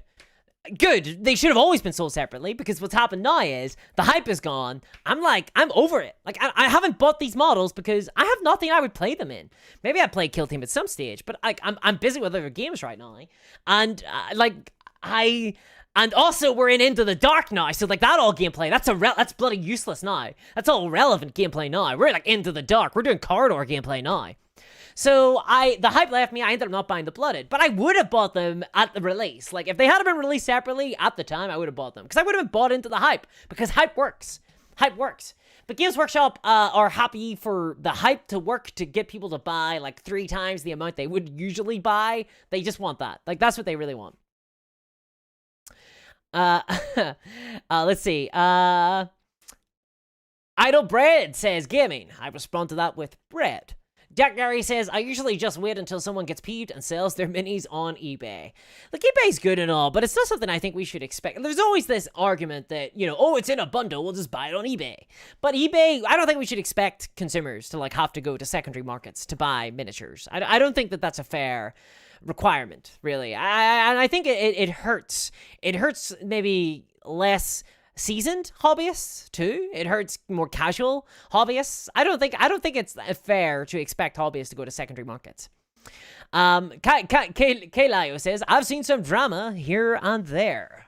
Oh yeah, there's been plenty of drama. I will say that for those who are on the very cursed platform of Twitter, it's just nothing but drama every single week. It's just drama, like constantly. To be honest, it's kind of annoying because I am on Twitter, but I use it just to, like, hang out. Like, I treat Twitter as just, like, bleh, my, like, brain farts, basically. I'm not on there to, like, build a platform or anything. I just want to hang out and be dumb. And unfortunately, it is just it's a hotbed of hot takes, let me tell you. Frutenthrug, Bjorn says the rulebook will be way cheaper via eBay. I haven't paid more than $15 for any of the 2.0 box books. Yeah, no, I mean, like, here's the thing. I bought the compendium. What a dumbass am I? I bought the compendium when it released. Because I was like, I've got all these, like, Warhammer models. Like, I want to be able to play with them in Kill Team the way I always have. I guess I'll buy the compendium. What a dumbass was I? Because Games Workshop had no intention of ever really making the Compendium Forces interesting or useful. And now they're irrelevant. Now that book is redundant. It's actually been updated now. It's redundant now. After a year. I didn't get the single game in. Just wasted money. Just gave them money. Southwood says, next is chipped minis and account battle passes for just plain Warhammer. Well, I mean, you say battle passes are new, but, like, what is Arc of Omens? What is the seasons? You know? Like, what are these things if not already basically a battle pass. You gotta pay your money to get on the ride, you know? Like, this stuff is coming with a lot of new terrain. A lot of new terrain that you're gonna need, like, you're gonna require it to play it. You're gonna require it, full stop. Ralph Hummel says, how is the 2,000 point Space Marine army painting going? We haven't started yet. We haven't started. I think I will be buying it soon, which isn't great, honestly. Could have come. It's coming at a pretty bad time. I kind of could have used the money to buy a sofa, because I'm trying to, like, furnish my house, but I guess I'll just have 2,000 points of Space Marines instead for a while, and I will sit on the floor. Haha. Yoshi Painting says, exclusive minis and army boxes isn't new either. I remember buying 5th edition Warhammer Fantasy Battles with exclusive HQ minis. Yeah, no, I mean, there was also the Assault on Black Reach as well. You got the Death Copters. I remember that being, like, a huge deal. Everyone was very angry about that. But the thing is that it was less normal back then. It's definitely become normalized now. It's definitely just, like, par of the course now. Par of the course. Grey Fox says toxic positivity is also known as clapping seal syndrome. I've never heard it referred to as that, but it sounds very pejorative. It sounds very pejorative. Ryan Carey says the dark mechanicum, this STC of a demon of the Man of Iron is defective. It requires 500 real world warp stones. Oh, that's like the next one. You get the Warhammer bucks. You know, you get the Warhammer bucks because it's easier for you to spend money. The way the casinos give it to you, it's easier to spend cash if it's in this sort of like currency, this fun little currency.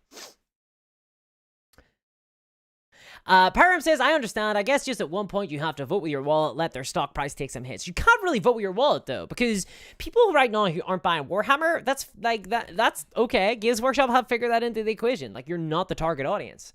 The target audience are people who are going to buy these bundles, who are, like, perpetually hyped and things, you know? One of the things that I get a little bit... that kind of annoys me. I'm not gonna be honest. You want some drama? Here's some fucking drama, okay? So one of the things that kind of annoys me is that a lot of these people who are very much, I just want positivity in the hobby, are people who get a lot of this content for free. People who get these big bundles sent to them every single month, so they can do like an unboxing, or they can do a little painting, a couple of pictures of a paint scheme, and go, thanks a lot, Games Workshop, for sending me out this box. So they're kind of inoculated against the price. The price is irrelevant to them. I'm someone who doesn't get this stuff for free. So I'm thinking, okay, do I want to talk about Kill Team at all? Do I need to know anything about Kill Team? Okay, I gotta buy the box. How much is the box? All right, it's £130. That's a lot of money. That's more than a board game. Like, that's more than Twilight Imperium, right? Like, Twilight Imperium, I think, is about £100, isn't it? Maybe it's a little bit more. Twilight Imperium is a huge game that you'll get many, many experiences with. You'll have all the content inside there. Like a board game, a reasonable board game is like £40 or something. And like, this is £130 for not a self-contained experience. And I mean, war games have kind of got this is a problem. War games have got a reputation for not being complete in the box, for being games that are very expensive, you're constantly going to be paying through the nose for. And I'm here to tell you, it doesn't have to be this way. You can release starter boxes that are just completely self-contained. I bought the Carnivale starter box, completely self-contained.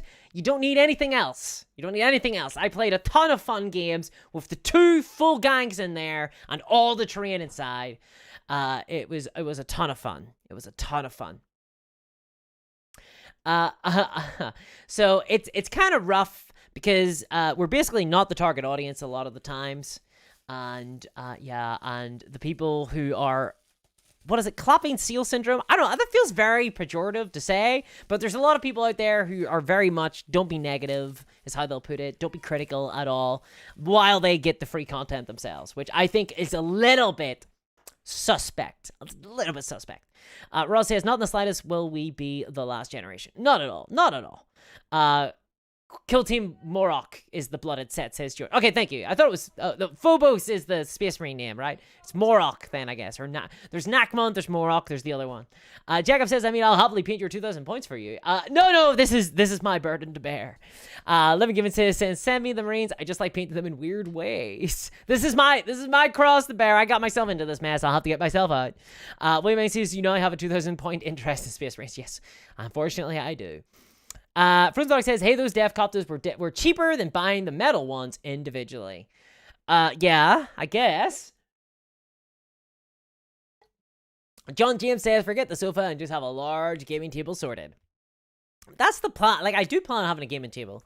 Like, I've got one. Like, well, I'm going to buy one. I'm buying one from my local game store. They're kind of getting rid of a bunch of tables, so they've offered to sell me one for a very cheap price. So I will take that off their hands. 100%. It's not like a big fancy gaming table, but it's a couple of wooden legs and a bit of board on top. Like, it will suffice. It's a 6x4. It will suffice. It's going to take up all of the room, but you know. Quick DIY says, I just keep Warhammer cheap by buying the Imperium magazines, doing the free kill team like Intercessors, and just sticking to Marines. Well, that's cool. Like, I mean, there's definitely ways to kind of get around it. For sure. There is a subreddit called Purhammer. I would recommend anybody. Obviously, you can do like standees and stuff. If like the hobby side of things aren't really your interest, you can do things like standees. One Page Rules sells very cheap standees. And there also are a bunch of free ones as well. And you combine that with Wikipedia and Bob's Your Uncle. You can play the game pretty cheaply if you really want to. It's just obviously very, very tough. William says they should make a stripped down rulebook for Kill Team the same way they did for 40k. Well, admit it, like I will say that in Games Workshop's favor, they did make the Kill Team rules free. Just not the Into the Dark ones. So they made the rules free the moment that they came out with an expansion pack that was required to play the new game mode. So they kind of get the brownie points of releasing the old rules for free. But then, and hopefully they get a bunch of new people into the into the game. They get a bunch of new people. And see, this discourse is like infecting me. They get a bunch of new people into Kill Team, and then they can sell them the Into the Dark box. Right? Like, it's clever. Like, it's a clever genius. It's a genius business trip, for sure. Witch and Dub says, obviously the end game is for GW to make streamer and content creator only products. That way they can employ these creators by giving them exclusive hype and sell their products. I don't think so. Like, I think the Games Workshop don't really have like a super big plan for content creators. It's just for them. It's like, I can't express to you how cheap these boxes are. Like, how little money it costs Games Workshop to make one of these boxes. And they will send it out, like, no problem. And if one person buys that box, they'll have made all their money back. Like 10 times over, right? Like, I can't express like how good the margins are on these products. They're so good. Let's see here. And we have, thank you very much for the donation there, Wade. Says, so with the Space Marines you're painting, use them for charity or for your channel, i.e. an auction or a giveaway for subs. Just a thought. Well, thank you very much for the donation, Wade. I really appreciate that. This is something I've been thinking. I have been thinking of maybe using it as a giveaway for charity. Basically to get them all painted and then play a game with them. And then maybe do like a raffle or something. What I'm concerned about is I'm worried that like, I don't know if there's like anyone who's interested in that. Like, I don't know if anybody would be interested in buying a Space Marine army that has been painted badly by me. Even if it has been done in a video, you know? I don't know if anybody is like really that interested in that. So that's what I'm worried about. Like, it would be a little bit of a dab squib. I was like, I'm going to raffle these for charity. And then they don't like make very much money. That would be really upsetting. I don't think I could take that. But it's definitely something I'm thinking of, like 100%. I just don't know if there's any interest in it at all. But I would be, I like, in theory, I'm totally up for it. Like, I'm happy to do that for sure. If I think we could raise some money for a charity, for a good charity, I would be totally down for that. Even though, have you chosen a chapter for your Marine Chat Discourse? Says Luddite. No, I think I might do that live, maybe at some stage. I think I might do that live. But I'm gonna be honest. Like, I think it's probably gonna be Black Templars. Like, I think it's probably gonna be Black Templars. But I'm not 100% certain. And it's probably gonna be a custom chapter like of Black Templars, I think. But I'm not sure. I'm still, you know. I might do Ultramarines, maybe just do like the basic codex. I'm not 100% sure yet. Anthony Holton says, I wish someone would just buy Discourse a few pints and talk her out of those Space Marines, says Anthony. I'm sorry, Anthony. I'm locked in now. Like, I made a promise, and I feel pretty beholden to that idea. Param says Gloomhaven, the most extra board game ever, is only $150 USD. Yeah, Gloomhaven is like a really big box. Like, that is a box of stuff. Now, it doesn't have a lot of miniatures, but it has some miniatures, and it has a ton of like standees, a ton of game board, and all this sort of stuff. And yeah, it's like $150. Jack Gray says, oh, you're responding to somebody. Ryan says, just set up an auction for a Space Marine faction you make. Highest donation equals faction. Oh, you're saying sell the faction idea. I don't know about that though. What if I get like white scars or something. I can't do that. Like, I can't paint white scars. There's just no way there's no way I can paint white scars. I'd be like really worried about that. There'd be some mean people who make me do it. Scott says, my wife got me a few tables at the local GW store for my birthday to play with friends. So managed to surprise me at the end with a box of Kilting Chelnup. That's really cool. I really like that, actually. That's really neat. That's really wholesome. Thanks for telling me that story, Scott. Robert says, GW pay more for the cardboard box than the plastic minis inside. This is actually true. Yeah, cardboard is kind of expensive right now. Magic the Gathering cards are more expensive than miniatures. Saithon Nilo says, you could make it an eBay auction and hype it up. Get the hype train going. I could try. A Discourse original. Yeah, I would sign the bottom of them. Yeah, I don't know if anyone would be actually interested in that at all. James says, hey, have a few Marine boxes and Razorback boxes unopened. That's fine. That's fine, James. This is my burden to bear. Pixie says, bad painted minis can be stripped. I'm just saying. Why would you buy them from me though? Just to strip the paint job. Like, even if it's bad, isn't like the joy of it to be like a Discourse original, like terrible? Like, you know, like the little Jesus like picture from like way years ago, whenever that lady accidentally like defaced the Jesus picture and she tried to paint it back the way it was and it comes out looking really goony. That would be my Space Marines. What's an emulsion brush live in gaming? What's that? Frozen Throg says Black Templars adjacent. Yeah, probably. The SLAPCHOP chapter, says John James. I don't know. Is that me stealing the term from Rob? Should I be paying him should I be paying him royalties at this stage? Crimson Fist, the original poster boys. They're the ones on the front of the second edition book, right? It was the second edition book. They were on a Space Marine. I remember the Space Marine Codex that they were on the front of. They're the ones with the red fists and their blue paint. Let's scroll down a little bit and say, let's see. Thumbnail says, just call them the Lamb Chop Space Marines, painted with the SLAPCHOP method, and charitable money will just flow in. Yeah, maybe I need to give them like a little meme name or something like that. Smurfs, £1,000 pledge. Oh god. All the colors of the rainbow can't be Templars. They could be in theory. Witch and Dub says eBay Miniatures Rescue has a whole channel about refurbishing bad miniatures. He does, yeah, he does. Cody, like I actually really like his stuff. Yeah, he basically has made like a channel, an entire channel out of the idea of trying to save bad paint jobs, and actually it'd be a really funny collab, I think, to send him like my models.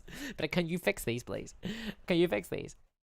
Niall says Evening Discourse, Gloomhaven has like 18 minis with it. Yeah, I know, but that's not a lot of minis. Like, to me, like for a board game, that's actually very few miniatures. That's actually very few miniatures for a board game. I know for Games Workshop, it's like an impressive amount of miniatures. They're selling that Black Templar army box, like 13 minis in it for like $150. But like for everybody else, it's like, wow, 18 minis, that's not a lot. Everyone says haters would pay good coin for the chance of hate stripping Discourse's painted minis. If they wanted to, for sure. Jazz Hunt says they were on the front of Rogue Trader. Oh, it was on the front of Rogue Trader then. What am I thinking? I think I'm thinking of the Space Marine Codex. There was no Space Marine Codex.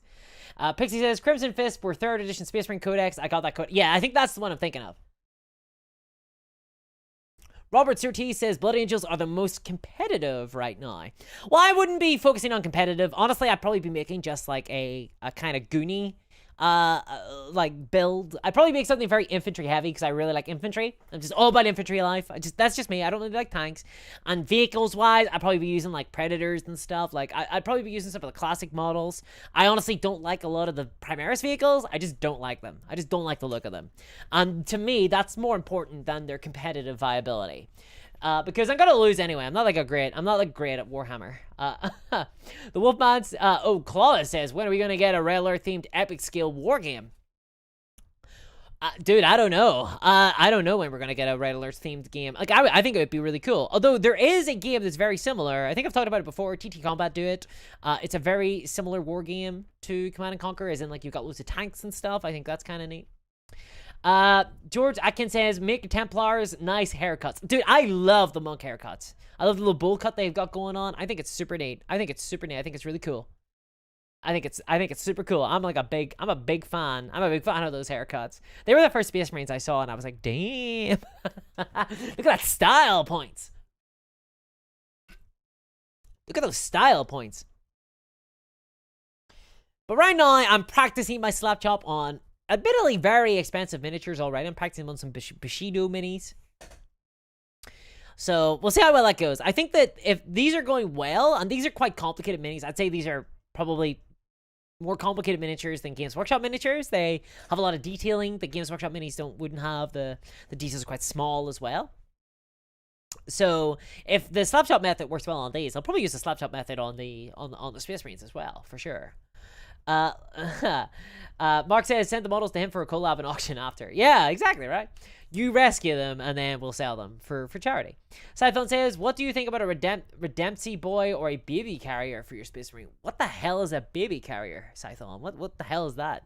William Make says, make the Marines malevolent or GW Marines, if you will. Marines malevolent, yeah. Bullcut Templars. Exactly, Efren. Exactly, Bullcut Templars. So a lot of like the Space Marine stuff like really passed me by. Like I can't emphasize enough how much my brain just goes whenever Space Marine stuff gets talked about. Archimedes says new challenge: you can forego an army if you get a monk haircut for a month. I do need a haircut. And oh my god. Let me just write something down. Hold on, guys. I think you've given me a little bit of an idea.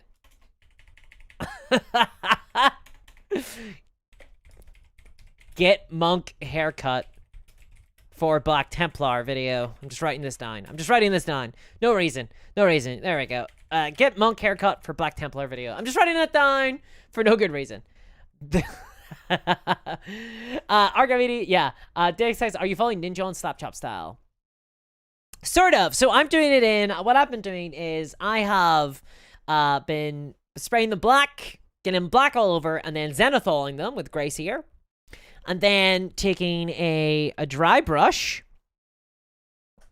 like so, and then dry brushing them white, and then adding the contrast on top. I'm kind of screwing up the paints a little bit because I'm not sure what color schemes I'm going for the models, so that's kind of a little bit dangerous. Ralph says, SLAPCHOP is great for army painting, particularly when you have to paint your way through 150 plus one-page rolls minis for my Beastman army that I vowed to bring fully painted to the table. Yeah, that feels like the really big strength of them. I think that Rob gave the context of this technique as something that he saw in tournaments.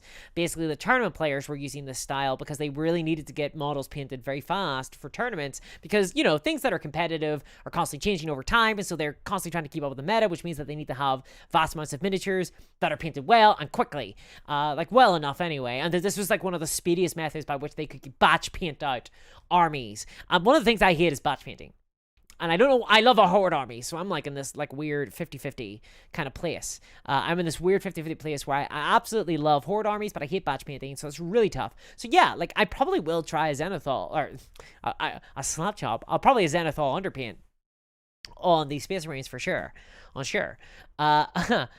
Harlequin Music says, by not naming sources of where he learned it from, he implies he came up with the technique himself. That's how most people will read it. Okay, that's interesting. Let me come back to that, because Param has donated a $5. Thank you very much for the costume fund. Thank you very much, Param. I really appreciate that. Thank you. For the costume fund. Yeah. Halloween is coming up. So Harlequin, you're raising a really interesting point. You're saying by not naming sources. The question is, though, what sources do you name? Because he does name a source of monks in a monastery. Like, he's kind of joking around, right? Like, what sources do you name? Because it isn't exactly like there's an inventor, you know? It's not like it's an identifiable technique. And honestly, this is kind of one of those things. In this hobby, we don't really have rock star painters. We don't have, like, necessarily... Like, we have techniques. We have styles. Like, Blanchitsu, for example, is a style in the hobby. But amongst kind of casual painters, it's not well known who has done what. It's not like people say, oh, that's a... I think, actually, there is a little bit of a difference. So I will say that there are many painters that are very popular, like, mostly content creators. Like Miniac, for example. They are extremely strong painters. But I would say that someone who has a real identifiable style, to me, is someone like Dina Heil, who paints in a very kind of grungy style. And she does, like, a lot of, like, her own kind of personal stuff. She makes, like, off-the-wall kind of decisions that maybe you wouldn't necessarily make. Like, it's a very identifiable style. Where someone like that, Mr. Shy, goes for like more of a very clean style. Maniac does like a lot of wet blending. But it's not as if these things are like named after artists who kind of come up with them at all. I think that there's definitely an identifiable like heavy metal style from the Games Workshop studio team, but there's not exactly like individuals who get named for this, right? So who do you source? Like, who do you say? Like, do you just say this is something? Because Rob says that he learned this from monks, and he frames it in the context of this is something that competitive gamers do all the time to get models painted very fast. So it's not like he says that he just came up with it. He just shows you how he paints. Efren says the question is whether he meant monk as in the TV show or monk as in the religious way. So he meant it like in a very jokey, like a monastery way. Chloe says, I'm right there with you. I love hordes, but it gets so dull doing 20 plus models at the same time. Yeah, that's why I've fallen in love with skirmish games, honestly. I've fallen in love with skirmish games. I absolutely love paint the skirmish models. I can't get enough of the old skirmish miniatures, honestly. Like, that's what I'm really into. Because every single individual model is distinct. They're all special. They're all different. And that means that you can kind of take your own style to each and every single individual. Instead of maybe relying on, like having to do the same paint scheme over and over and over again. I think it's really fun to try something new with every model. Try something to do a little bit different, You get that variety, which unfortunately is what Horde armies lack. But I just love being a goon. I love being the villain. I have the starter box for the Judge Dredd miniatures game coming. It's on its way. Only cost me £38. Compare that against the £110 of the Kill Team, most recent Kill Team box. So it was £38 for the starter box for Judge Dredd. Thank you very much for the donation, Kylo says, for the Fund for Things fund. Yes, that'll go into the food fund. Thank you very much. I really appreciate that. I really do. Honestly, guys, your donations are really helpful. Like, the super chats are basically how I eat these days. So I really do appreciate it. Thank you very much. It's how I pay for this no sugar Coca-Cola. Yeah, because I need energy because I've had 3 hours of sleep and I'm going to crash at any minute. Yeah, so like skirmish war, I've got the Judge Dredd starter set coming out, and it looks really interesting. There is 2 factions that are included in the starter set. You have the judges, which is a judge and another judge, like a rookie judge. You got 2 judges, and then you have, I think it's 10 criminal gang members, the block gangers, who are basically like Necromunda gangers, right? Like guys in coats with like guns and stuff. There is no, 100%, I am playing the block gangers. I'm going to play the goons. I'm going to play the 10 guys that are going to get gunned down in the street by the Judge Dredd guy. Okay, I'm going to get judged. I'm going to be like, you'll never take us alive, Judge. And then he'll say, I'm counting on it, and then shoot me. And I'll be like, dead, because my guys are rubbish. That's who I love those guys. Like, I love those factions. I collect Beastman. I love Skaven. You know what I mean? Like, this is just who I am, guys. I like to play the villains. I like to play the bodies. I like to be the one who gets kicked over and does the Wilhelm scream. You know what I mean? As they fall into a bottomless pit. That's just my characters. That's just who I really enjoy. Because I like playing like the evil, like villain, like the overlord, the kind of like the person who's like, oh yes, my minions are disposable, or playing like the criminal or whatever. It's why I really enjoy Warhammer 40k, because a lot of the factions are pretty villainous. Let's be honest, So I'm looking forward to playing the Just Dredd game. Actually, I'm actually really looking forward to that. And I'm kind of sad that I haven't moved into my new house yet, and I haven't got like the camera setup done yet, where I can like actually unbox it on camera. Because I would have liked to have unboxed it on camera to show a starter set that's at a very, very reasonable price. Robert Wild, thank you very much for the donation. Says Coke Zero on Intravenous Crew. Thank you. I really appreciate that. Thank you very much. Let's drink some more. Get the energy going. Thank you very much. The Queen of Cannon Fodder, says Niall. Exactly. Yes, I will accept this. 100%. Luke says Block Wars, very cool. Yeah, I'm really looking forward to checking out the game. Like, I actually really want to play it. I have like so many games on my list. Right now I'm painting Bushido. I recently painted up a bunch of Warcry, painted a bunch of the Warcry terrain, and now I've got Judge Dredd coming as well. I need to like set. I've just been really busy. I've been either streaming or working on content, or working like on the house. I'm like moving house as well. I'm getting like very close to being able to move house. So I've just been like super busy, which means I haven't been playing much. I've been painting a bit though. I've been getting a bit of painting done, so that's good. I'm like setting up for games. I just need to like do the games. I also have like 13 miniatures that I built from Don't Look Back that I've had sitting like waiting to be done for like almost a year now, and I've got those all assembled. So I need to paint them now. Yeah, that's gonna be fun. That's I gotta paint them. Although admittedly, they're all very like modern day miniatures. They're kind of like just people like with a skirt and a telephone. So they're gonna be very easy to paint, I think. Just very quick and easy to paint, which is definitely my wheelhouse. A little bit of SLAPCHOP. Actually, these are the models that won't work with SLAPCHOP. Don't Look Back is a horror miniature game, so these models, I think I'm gonna paint them the way I normally would, which is with a. Well, actually, maybe I will paint them with a SLAPCHOP style, because if you go very like now, I'm thinking about SLAPCHOP. I'm thinking to myself, so if I were to prime these models black, and then I was to very lightly zenithal them, if I was to exaggerate, you could exaggerate shadows using the undercoat, right? You could do a very light dry brush on the very tippity tops of like edges with your white, and that would create a very dark contrast. That would make the models very dark and very like desaturated, make them very desaturated, like almost very as if they're shrouded in darkness. Oh, maybe this is my Halloween video. Maybe I'll do hobby content for Halloween. Holy shit. Maybe I'll do, probably not, but maybe I will. That'd be interesting. Okay. Now I'm getting excited. Now I'm like, cool. This might be how I paint these models. SLAPCHOP does it again, ladies and gentlemen. It's getting me more excited for painting again. Yay! This is how it works. It's giving me ideas because SLAPCHOP, like any other technique, whether it's invented today or it was invented 200 years ago by a guy called Titian,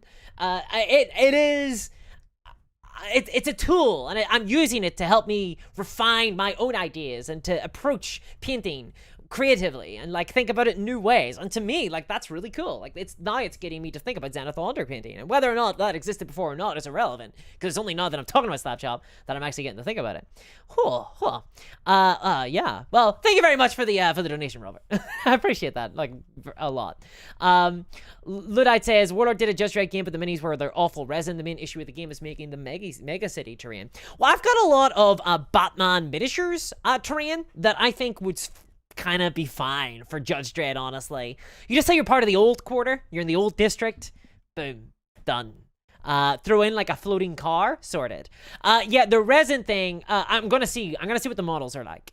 I'm not like the biggest style of like, I got the biggest fan of the style of the Judge Dredd miniatures, but I'm like willing to overlook it for a crime game.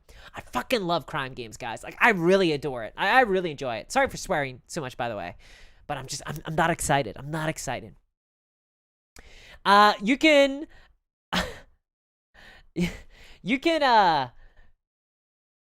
undercoat with all sorts of colors. Using magnetas or purples leads to better shadows. Well, thank you very much for that. I have done that. I've done that with terrain mostly, but I use it to sort of, I don't usually undercoat it using other colors. I usually just use them as the color, and then I shade them, basically like Null Oil and stuff. I've never actually thought of trying to use other colors though. So you're saying Magneta or purple, Lisa? Maybe I'll do that. Maybe I'll give them like a purple undercoat.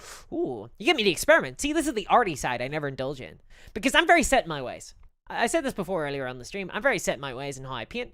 I don't like to experiment very much because usually I'm in a rush. But maybe I'll try with these. Maybe I'll like actually, honest to God, try with these minis.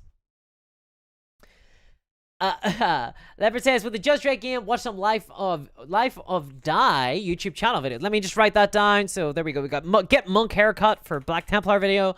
I'll just write down Life or Die YouTube. They have come up with a good, very simple house rule that helps balance the game a bit better. That is supported by Andy Chambers. Okay, thank you very much for letting me know. Kim says, Discourse's hobby content is very appropriate for Halloween. I love horror, guys. I love horror. Robert Surtees says, don't use black. Use dark purple or dark red and brown. Dark purple Okay, I could try that. Ralph Humble says, my version of SLAPCHOP, black prime with the airbrush, building up layers of zenithal with white ink, final dry brush with titanium white. It's not like super white. It's not like white, but like whiter than white. William says you can give it a Nolan oil wash off to the dry brush or a Vallejo dark dip wash burnt on. Ooh. Thumbnail says, I've been a patron of Craft World Studios for years now. If you want to see underpainted minis at their finest, they would be a great place to start. Not fast, though. For me, it's important that they're fast, because I have a big backlog that I'm always trying to work through. Big backlog. I have so many minis that I need to paint, so it always has to be fast. I can't justify spending, like, too long on minis. I can't. I have, I'd estimate to say, about 60 models sitting kind of looking at me right now that need to be painted, and then I have a couple hundred sitting right there, and these are the ones that aren't in storage. These are the models I took with me, and I was like, maybe I can work on these and get some of them done. I have a lot more in storage. My pile of shame is pretty high. It's pretty big. It's pretty big. Then just color with thin dye paint with a lot of flow improver on them. Okay. Walter says we used to always call it slap and go. Slop and go. There you go.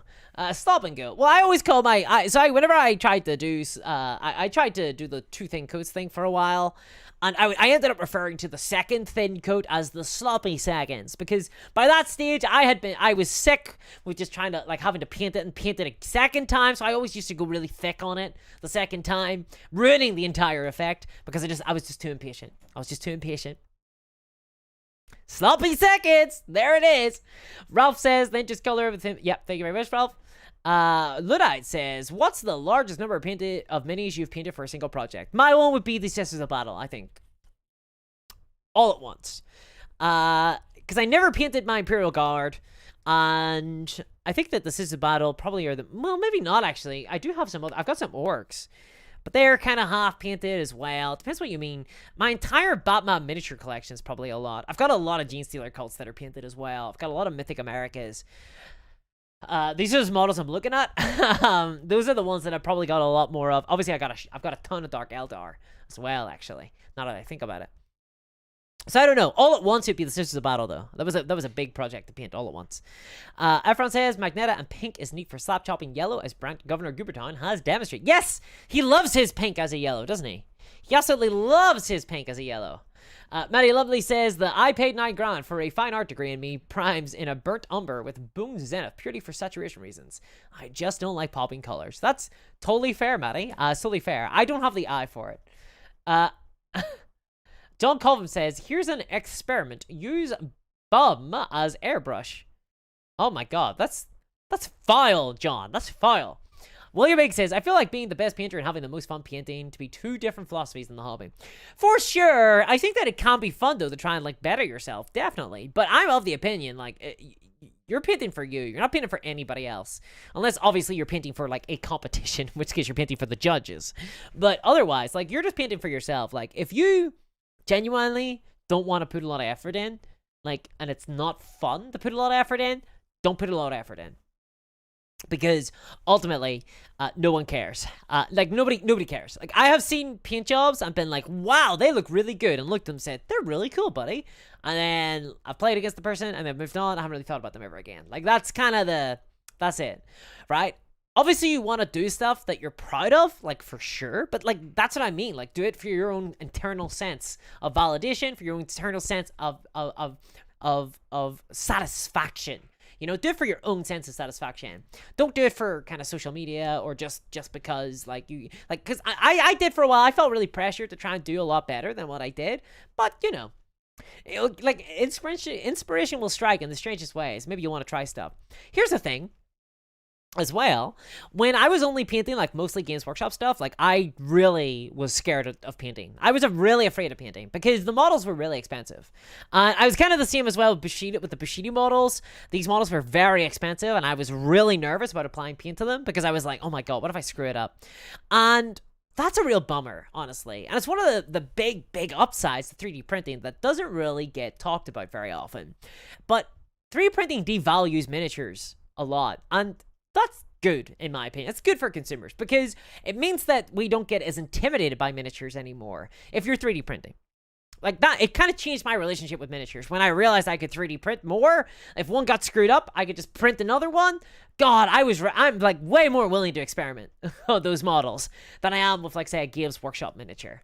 So I'm in favor of devaluing miniatures and and basically making them more disposable for sure. Do I fully build my models before painting them? Asks Elsa. Yes, 100% of the time. Ever since, from the very beginning, I never, ever, I never painted them on the sprues. I don't like to paint them separately. There's, like, occasionally I will, like, maybe I won't put a head on if, like, the armor, it goes up to, like, there, because I do like to paint the bits even if you can't quite see it very well. But I paint them fully formed. And the reason why I do this is because it's funner. That's it. Because I enjoy painting a fully completed model more than I do not.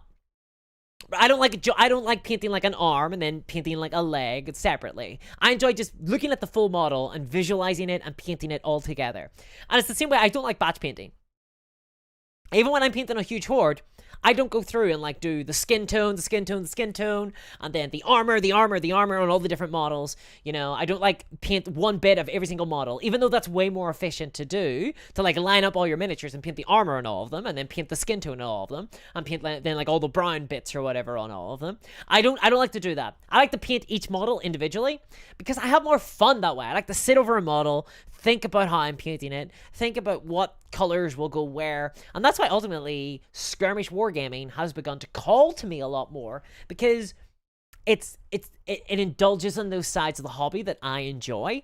It's not about efficiency, it's not about optimizing, it's just about painting the model just as it is, and it allows me to be more experimental with them, and it allows me to be more kind of, you know, have a little bit more fun ultimately, which is what this is all about, you know. Thank you very much for the donation. Ludite says, thanks for all the content you entertain us with Discord. So thank you very much, Ludite. I really appreciate that. Thank you. That's very kind of you to say as well. I'm really glad that you enjoy the videos. I really am. I just try to make them fun, right? Like, I'm critical, but I try to make my content fun. So I just want to entertain people. I want to give people a laugh. So thank you very much. I really do appreciate that. Thank you. I really do appreciate that. Pix says, my paint jobs are good enough for people outside the hobby suggest I do commission work. Well, that's awesome. Like, people will suggest that you do commission and stuff like that, sure. Like, if you're really good, you're really good. But, like, not everyone was blessed with that. I'm sure you can get better. Like, people can't get better. And if you're somebody who wants to get better at painting, like, yeah, work on that. Get better. But my point is, don't feel bad if you don't want to be. If you don't want to be someone who's really good at painting, if you just want to have painted miniatures, don't feel bad about that. That's fine, honestly. Most of my collection are just kind of badly painted minis, and I'm happy with all of them. Because you know what I do? I game with them now. I instituted a rule for myself that I would never ever play with miniatures unless they were painted. And what that has meant is I've got a lot of badly painted minis that are very sloppily painted because I had to get them on the table soon. And you know what? That's fine. That's utterly fine. They are my minis. I played with them. I had a ton more fun, and they look a lot better than if they were just gray. I'd rather have hundreds of miniatures that were just painted than a bunch of miniatures that were gray and one that was painted really well. But, like, by all means, if you're somebody who enjoys painting, who, like, gets a lot of thrill out of being better, do it. Like, go for it. Like, 100%. Like, I'm not here to tell you how to have fun. I'm just here to help to say that you can have fun by not trying so hard. Like, you can have fun by not trying so hard. For sure. It's all about your goals, all about your self-actualization and what it is that you want to do in the hobby. Ludite says, I've never used two thin coats, don't have time for that. Yeah, as we were speaking about earlier, I've kind of given up on that too. I do like a relatively thin coat, but I don't really do two thin coats anyway. I don't have time for that either. I just can't be bothered. I just paint them now, straight from the pot. A little bit of water down, get the consistency like milk, boom, boom, boom, off we pop. Wolf Tramp says, no, I joined super late. Don't worry, Wolf. I'll be keeping up the streams, although it might not be forever. I might end up having to delete the streams after they get recorded because unfortunately because they're streams, like, people aren't as interested in watching them after the fact, and what that means is it actually is bringing down the average views of the channel for, like, sponsors and stuff, which means that they're trying to pay me less. So I'm like, oh damn. So I don't know whether or not the streams will continue to be, like, hosted on the website after the fact. I might have to create like a little second channel just to throw them up on. But we'll see. We'll see. Like, I'm going to keep this one up for sure. So don't worry, Wolf. You can catch up at a later date. Decoy says, maybe I'm late, but can you show us the mini you're proud of how you painted it? Oh, geez. Like, oh no, it's under a bunch of stuff again. It's the Harley Quinn model. I'll tell you what, I'll show you this. This one's really easy to get. This is the Beast Lord I painted. Honestly, this guy was super easy. His fur is Gore Grunta fur. His hair is like the orange contrast paint. The red is Blood Terror's red, and the metal is Lead Belcher. And then I null-noiled the shit out of him. I blanchetted. So all my Beastmen are very blanchetted. I just blanchetted them all. I absolutely blanchetted them all, and then I dry brushed them with blood all over them because they're Beastmen. That's what they're all about. I quite like my little shaman, just because I'm looking at my Beastmen here. I've got little, I got loads of these actually, because I've bought a bunch of Start Collecting boxes. But here's the one that I painted, because I did his coat of many colors, because he's a little parody on Joseph. He's got a lot of little colors there. That was fun. But overall, I mean, like, you can get away with a lot by doing very little, you know? One of the things I do see, people often undercoat white for the contrasts. I've always preferred gray. Unless I really want saturated colors. I've always preferred to paint them to undercoat gray, because it dulls down the colors a little bit, and it means that whenever you miss little spots, you don't get these big white dots everywhere. Instead, you get like a more muted color that kind of blends in, which is always the reason why I always got Chaos Black undercoated when I was painting with more traditional colors and not contrast paints, was because Chaos Black, if you missed the spot, you wouldn't notice it because it's Chaos Black. William says, I like my airbrush speed paint and effects paints. There's nothing complex about my minis, no match for the executed techniques they admire, but they look good, and I had fun doing it. A star. That's it. Have fun doing it. A star, 100%. How cheap was a bag of toy soldiers, says John Calvin. Very cheap. They're very cheap. Daniel Neal says, I want to get into Warhammer 40k. What army can you recommend for a beginner? I really like Dark Eldar and Necrons. Here's my advice. Get into the army you like the look of. Full stop. Like, I wouldn't worry about it. All of them are expensive. They are all going to be very expensive to get into. If you're just getting into Warhammer 40k, you want to play in like Games Workshop store, so you need to use official models. They're all going to be very expensive. I recommend Dark Eldar just because I prefer Dark Eldar to Necrons, but you might prefer Necrons. If you prefer Necrons, you might be able to find like a Dark Imperium box, maybe. I don't know, maybe not. The Imperium magazine does sell a lot of Necrons, but then you're going to pick up a bunch of Space Marines as well. You might not want. So, yeah, I would say just go with the aesthetic that you prefer, because you're going to spend a lot more time building and painting your models than you will playing with them, to be honest. In terms of the gameplay styles, they're all pretty complicated. They're all going to have a lot of stuff going on. I would recommend checking out the rules for One Piece rules. It's what I always recommend to new players. If you're going to buy Games Workshop models, you might as well check out One Piece rules, because I think it's probably an easier game to get into. But 100%, go for the aesthetic you prefer. That's more important, ultimately. The gameplay rules change all the time. Games Workshop release a new edition of Warhammer like every couple of years. It's going to change everything up. You're going to have to constantly keep up with codices and stuff like that. Your rules are going to change. Your models are going to become redundant. Some are going to be good. Some are going to be bad. You just have to ignore that. If you're going to be a casual player, just treat it casually. Pick the model that you think looks cool. And also, you got to think about the sticking power as well. I've tried to get into armies. I've bought some toy, because I was like, I kind of like the idea of the long-range gameplay. Like, staying at range, trying to shoot things from a distance. And I just don't like the aesthetic, and it was really hard for me to stick with the models. I just didn't get excited about painting them. And if you're not getting excited about painting them, you're not getting excited about playing with them, then, you know, they're not for you. So I wouldn't force yourself into an army that you don't like. Just go for the ones that you enjoy. Follow your heart, you know? Follow your heart, not your head. Your instincts know best, I think, when it comes to these things. Because ultimately, it's just all for fun. Decoy says, Necrons are great for being easier to paint for a beginner. No idea how they play, though. Like, I mean, like, that's fair. But, like, all models can be easy to paint. Just slap chop them, mate. Very relevant. Luna says, moving from hobby painting to commission is a huge step. They are very different entities. Luke APS does a great video on what to consider if you're thinking of making the move to painting for money. Honestly, I don't think I could do it. Like, even if I was like an incredible painter, I don't think that I could paint for money. I already find it very stressful to paint for myself. I would not be able to paint for somebody else. I wouldn't be able to do that at all. I just wouldn't be able to. Well, it makes sense. Necron also look good with simple paint schemes. And I say, I think I'll go Necrons then. Sure. Garzini says, make a live discourse channel. I already do, Garzini. I have one already. It's where I put up my Twitch VODs, where I'm playing like Arkham Horror and stuff like that. You can find it's called Discourse Live. Discourse Live. You'll be able to find that there, and you'll be able to see all the VODs and my Warhammer streams and stuff like that. My Total War Warhammer streams. Like, so I do have that already, but I might start putting up these types of VODs as well on that channel too. Maybe. Garzini, Discourse Nights. Yeah, I like the idea of doing a channel called Discourse After Dark. I think that would be fun. Leopard says, set up a second channel if you can. Love to listen to streams while working from home, says Leopard. Streams are fun. I really like so the reason I love streams is because whenever you're making regular sort of like YouTube content, it feels like very much like you're just putting things out there and people don't really get a lot of input in on that, right? Like, so it feels very one way. Like, obviously there's comments. I read a lot of my comments.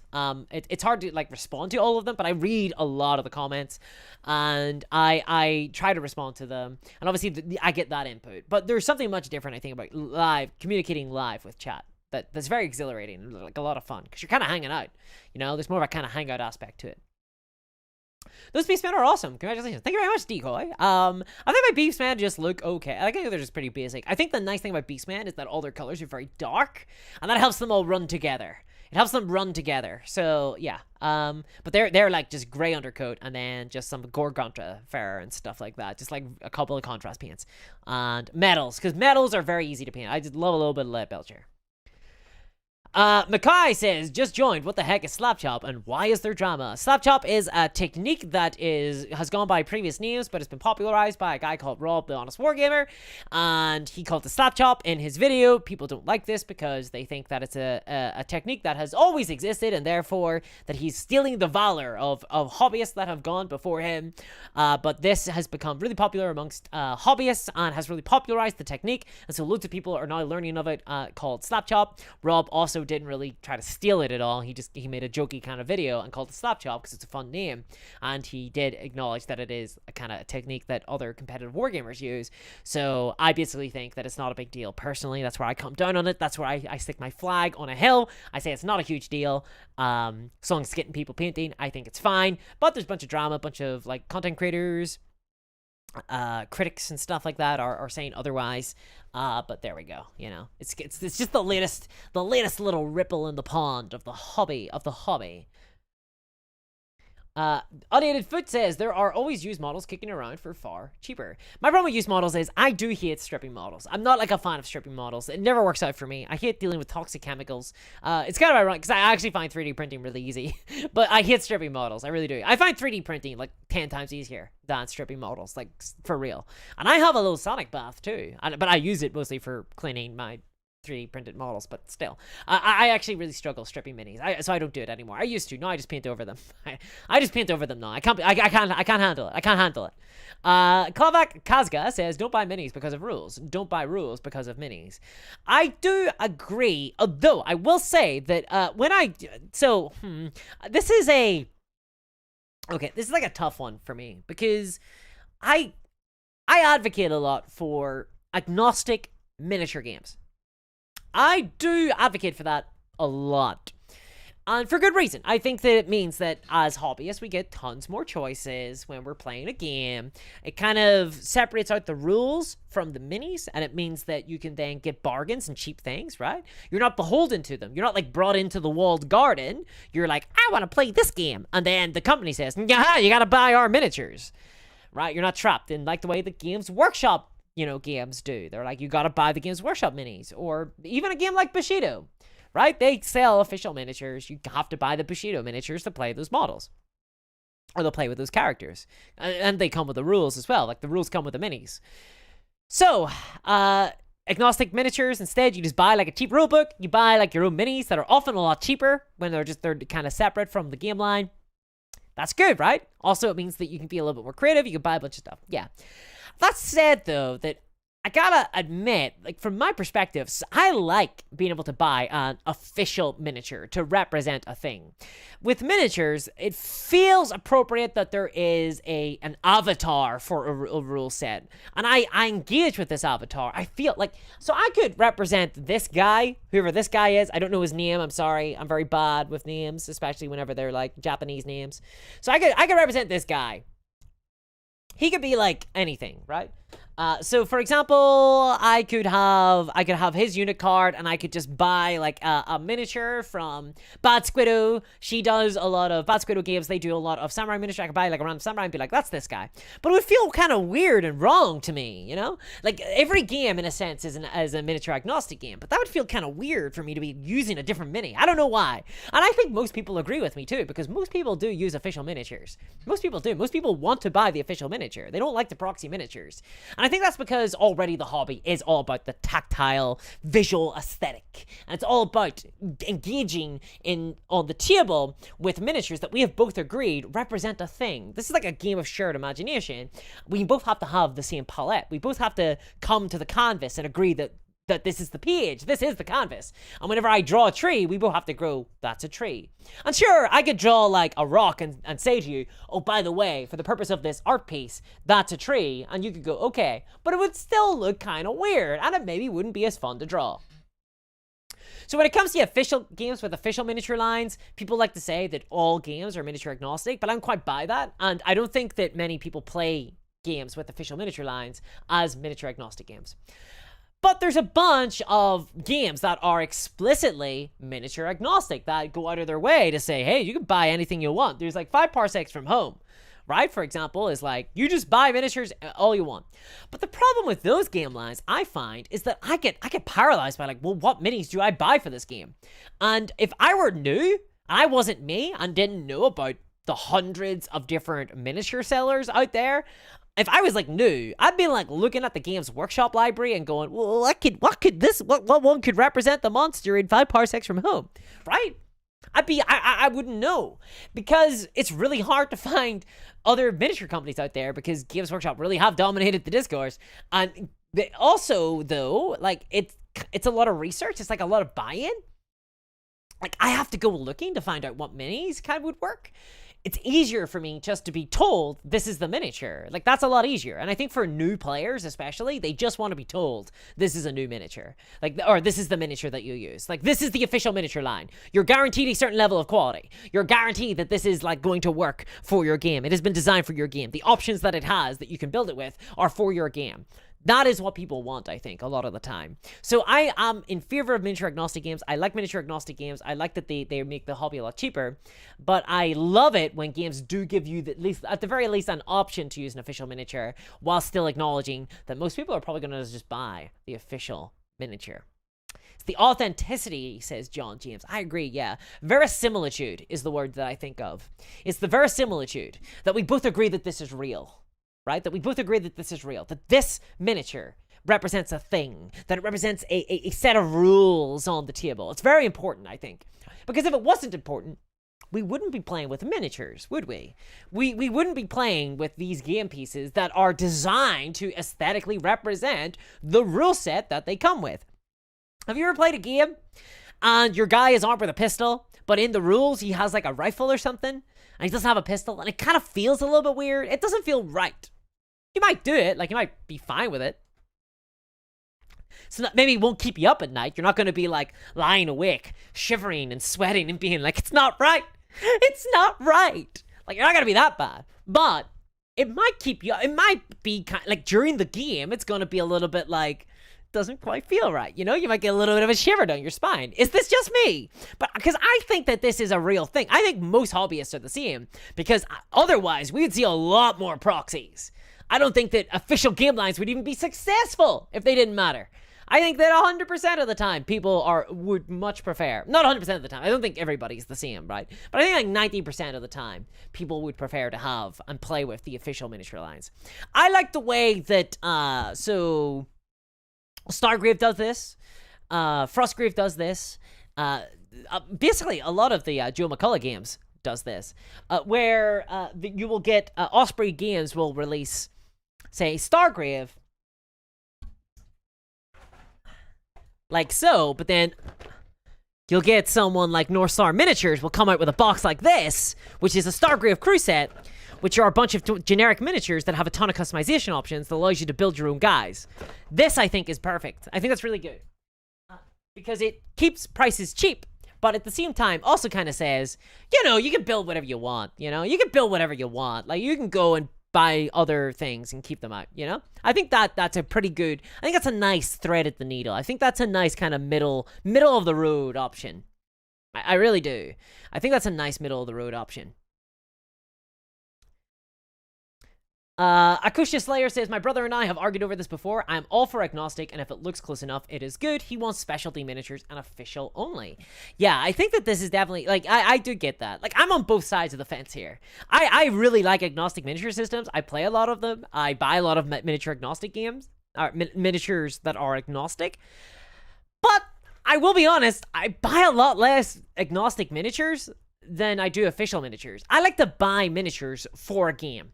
Not the other way around. Like, I don't buy miniatures and go, what will this be for? The reason why I haven't bought the Rogue Trader team from Games Workshop, because I really love those. The kill team, the Rogue Trader, the Star Striders. The reason why I haven't bought those, even though I really love the look of them, is, what am I going to use them in? I'm not playing kill team right now. Like, what am I going to use these guys in? I can't think of it off the top of my head. Maybe Station Zero. Maybe I'll use them on that, because I want to play that game soon as well. That's on my list. So maybe that, but, you know, apart from Space Station Zero, like, what am I going to use these guys on? I don't know. Like, I guess I could use them for 5 parsecs from home, but I've already got my crew built for that. And they kind of wouldn't fit in with the current kind of models that I'm using. Like, it would be a different style. That's another thing with the miniature agnostic stuff. If you buy from different sellers, then they won't always be consistent or coherent. Although, that said, what the fuck is this? Okay, right, hold on. Okay, hold up, okay? What the hell is going on, Games Workshop? What is going on? Okay, I want to show you a miniature. This is a little Horn of Shashut guy, okay? Look at him, woo, look at him, he's like a little dude, he's got like a little pike or whatever, okay? This is a little guy, right? Check him out, he's a lot of fun. This is one of the kind of more elite dudes. Whoa, he's got 2 maces. He's like a little guy, okay? This is the leader. All right, all well and good. I gotta show you this leader model. I gotta put him up beside one of the other fighters. Look at the size difference between these guys. They look like they're out of 2 different miniature lines. This guy's bloody tiny. But both the leader, there's 2 alphas. They're both the same size. They're massive, like World of Warcraft bosses. They're like quest givers or something, like bigger than all the other NPCs, so you can see them over the crowd. What the hell? It looks awful. It looks like they're from 2 different miniature lines. It looks like they're scaled differently. Literally, this guy just looks like one of the other models, but scaled up. Everything's just bigger. It's like they have gone into the software and turned it up by like 100, make it 120%. Make it 120%, just make it bigger. It looks ridiculous, and that's usually a problem with miniature agnostic games, where you have, if you're buying like different game lines, you know, you're not sticking to the one creator, you know, you're not just buying from like North Star Minis, you might get all these different scales, and things might look a little bit different. Like maybe you got like a resin model that's got a little bit more of a realistic style, and then you got another one that's got a heroic style, you're like, it doesn't look that great. Games Workshop over here, doing them all wrong, making the models not coherent with one another, which is really frustrating. Because that's like one of the big benefits, I would say, of having an official miniature line, is that things are relevant. They are coherent with one another. They are consistent with one another. That there is a unifying art style that pulls it all together. That's what I want. Whenever I have like a crew, I want them to have a coherent art style. I don't know. Like I don't know why they don't have that. That blows my mind. That absolutely blows my mind. I don't know. I don't get that at all. Let's see here. Bresbart says, do you plan any new 1PH rules content? New Spaceship Warfare game, Grimdark FTL looks cool. I'm not like a super fan of Space Warfare. Although I did recently get Dystopian Wars that I need to put those models together. God, guys, there's so many war games. So many models I need to paint. I need to do these. I've got my Don't Look Back stuff I need to do. I've got my I have my Bushido stuff I need to do. I need to do more of my Warcry stuff. I have so much. I got some 5 parsec from home because I got some new dudes in my crew. I got to paint some of those guys. And then I've got to do my Dystopian Wars. I got Just Red coming as well. So much stuff. I just don't have enough time. Oh, it's out of hand. It's out of hand. Discourse. Have you considered doing battle reports like you do the board game streaming? Says Luddite. If I were to do battle reports on like Twitch or something, I'd need to do them. I need to do them on TTS for right now, but then in future I could probably do them like on a table whenever I get moved. The answer is no. I used to do battle reports. I actually have a bunch of battle reports on the channel. If you go way back, I got a bunch of Batman minigame battle reports. It's not. They're not great. Like they're not good quality. They're kind of in the Guerrilla Miniature style where I'm just holding the camera, and they're very lightly edited. But they are edited. Actually, I revolutionized the Batman miniature game battle report scene by including a UI that shows you what objective cards I had in my hand. Prior to that, you were just expected to like just see what happened, but this made sure that viewers were able to see the objectives that I had in my hand and meant that they could then see why I was making the moves that I was. Haha, how good's that? And let me tell you, it was a lot of work. It would take like days and days and days to do a very minimally edited battle report. It's like really tough to do. If I were to do a battle report, it would probably be live streamed rather than like edited piece of content, because I just do not I wouldn't make my editor edit those either. There's like so much work that goes into editing a battle report. If I were to do it, I'd probably live stream it just for fun. But I don't know how interesting it would necessarily be, to be honest. But I don't think I would. I enjoy live streaming Arkham Horror, because it's a narrative-based game. I usually play it solo, so I'm able to kind of describe. Also, it's very story-based, so there's like a story happening. It's harder for me to do that with a miniature war game. It's harder for me to sort of construct that sort of narrative, like, because with like I do like silly voices and stuff with Arkham Horror. I'm reading flavor text. I'm saying all sorts of, we're making decisions and choices. I'm asking chat like, what should I do? I'm not able to do that with a miniature war game as much. It would just be me against an opponent usually. Maybe a cooperative game. Maybe that could be kind of interesting, but I don't know. Like, I never say never, but I don't have any plans to do so. Although I might do if I do when these Space Marines. I do want to play a game with them at least once, even if I do end up raffling them off for charity. So maybe I would live stream that. I don't plan on doing the Space Marines, by the way, until I get moved. So that will be next month. I don't plan on actually, so I'm probably going to buy them soon, and I might make a video out of that. But I'm going to, so I might do a battle report with them, and then, but that will be like next month or like December or so. Lord Bria says, just get into the Turn of 28 myself. Nice. Gotta love a little bit of Turn of 28. I definitely recommend it, guys. Turn of 28 is a wild game. The problem with Turn of 28 for me is that it requires a bunch of kit bashing of kind of Perry miniatures. But somebody has a new miniature line coming out. Turn of 28 has its own new official miniatures coming out. I think it's going to make the game a lot more accessible because people can just buy and print those miniatures for Turn of 28. Huzzah! Maka says, then there's me printing League of Votan proxies because I really like the aesthetic and I hate GW. Fair enough. No, that's totally fair enough. You like the aesthetic, you like the aesthetic. Plus, I mean, like, they're relatively generic, so I'm sure there are models out there that can fit the bill of these sort of space dwarf. Frostgriff treads the line well, says, how about no? Yeah, I totally agree. The issue is very pronounced with historics. Yeah, John. Yeah, definitely. Because, like, historics are really good. The models are really cheap because there's no, like, one person who owns the copyright to the miniatures. So you get a tons of competition. Loads of people making miniatures. They're all competing with one another. And so, you get, like, a bunch of different variations, like, for sure.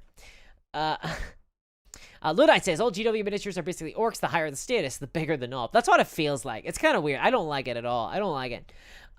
Chloe says, you think you'll have too many minis now? Wait till they re-release Dreadfleet. Oh, I don't think I would get into Dreadfleet. Old World, I'm worried about. So my opinion on Old World was, it's not coming out until like 2025. But I've been hanging around the old Book of Grudges for too long, and he started to convince me that might be next year. I really don't think it's next year. I think Warhammer 40k is next year, but like, damn, he's trying to convince me, and he's kind of working. It's kind of working. I'm starting to maybe come around to the idea. But no, I'm not gonna let that into my mind. Luddite says maybe you could guest on Winter's SEO. I would love to. If he was happy for me to be there, I would love to guest on another channel's battle reports for sure. Wayday Parker says you could try a live stream of One Piece Rules as it's faster. I could actually. That's a pretty good idea. I could do a battle report for One Piece Rules. I could do that actually. That is true. John James says, what new 24-hour live streamers you assemble and paint them all? Not a live stream, but I might do a video of it. It's similar to how I did with the Sisters of Battle. I might do like a video. But not a live stream, because live streaming is awkward.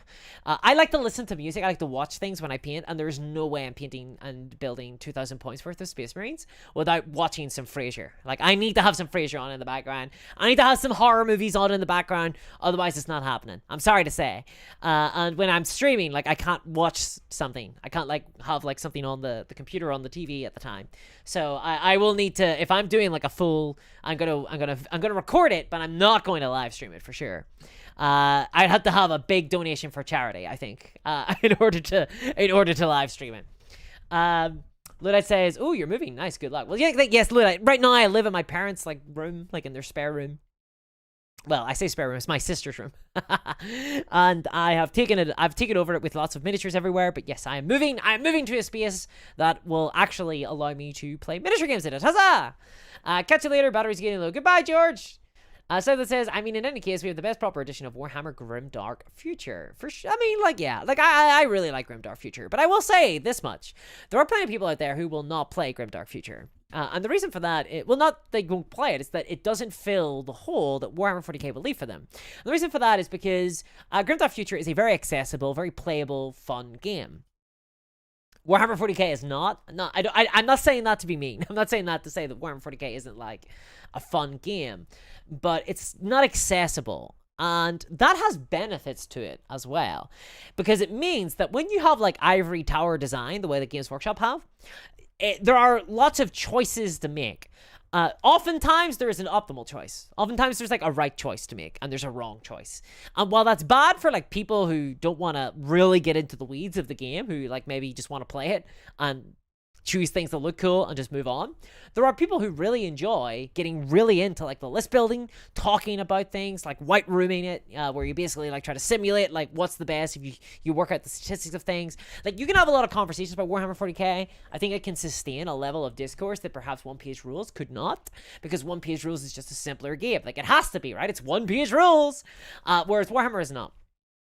Like I've said it a bunch of times before, Games Workshop games, typically speaking, they have the breadth of an ocean. There is tons and tons of stuff in the game to, like, buy and talk about, but they have the depth of a paddling pool. There's actually usually often a right choice and a wrong choice. There's not a lot to actually get into, but you can talk about it for days, you know? You can debate about it for days, but often there is indeed just a right choice. So that's my usual, that's kind of my experience of Warhammer, and people enjoy that. Like, there's definitely something to enjoy. I kind of dig it too. I kind of actually like watching. Whenever I decide to, like, get into a new miniature game, I love researching it. I love researching. I love, like, watching, like, YouTube videos and people saying, like, oh, here's my favorite faction, here's the faction I dislike. I really enjoy that content. I really enjoy that. And Warhammer has a ton of that content. There's a ton of it because there's so many people who play it. There's, like, a lot of different opinions on it, and there's so many things. There are there's like 2,300 armies and 3 million sub-factions for each one of those armies, and 10,000 units in the Space Marine Codex alone. And what one do you buy? Which one's the right one? What's the Auspex Tactics has a video out every 3 hours basically talking about this stuff, you know? And that game sustains a level of conversation about it that is kind of ridiculous. And the reason for this is because Games Workshop are constantly churning out more and pushing it on you. And that creates so much stuff that there's just a lot to talk about. Kind of to the extent where it sort of overshadows a lot of the rest of the wargaming hobby. And it's kind of problematic in that sense. But, like, I understand why people kind of enjoy it and why they wouldn't want to go to, like, One Piece Rules, because One Piece Rules doesn't have that level of discourse around it. Horror movies, says Omniscience Sphinx. Yeah, I watch a ton of horror. I love horror. I watch horror when I'm painting and stuff. Garzini says, I wonder whether GW will try for a license for Rings of Power to do a second age Lord of the Rings. No, I don't think so, Garzini. I think they were kind of hedging their bets, so that's why we've seen the new starter box, is because of Rings of Power. The reason why we saw the kind of Lord of the Rings day was like right before Rings of Power came out. So at the like, you would think that as an executive, you would say that's when the zenith of the Lord of the Rings hype would be, just right before Rings of Power came out.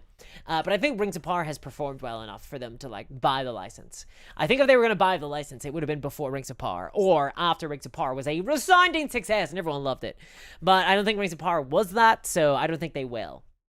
I don't think they have the interest. Gotta remember, Games Workshop got really burned by Lord of the Rings, and I think they mostly set on it now to prevent anyone else from getting it. Jared says, couldn't you have the audio in your headphones and the video off camera? Yeah, but like, I can't watch something in stream. Like, this isn't, so when I'm streaming, guys, like, this isn't like easy.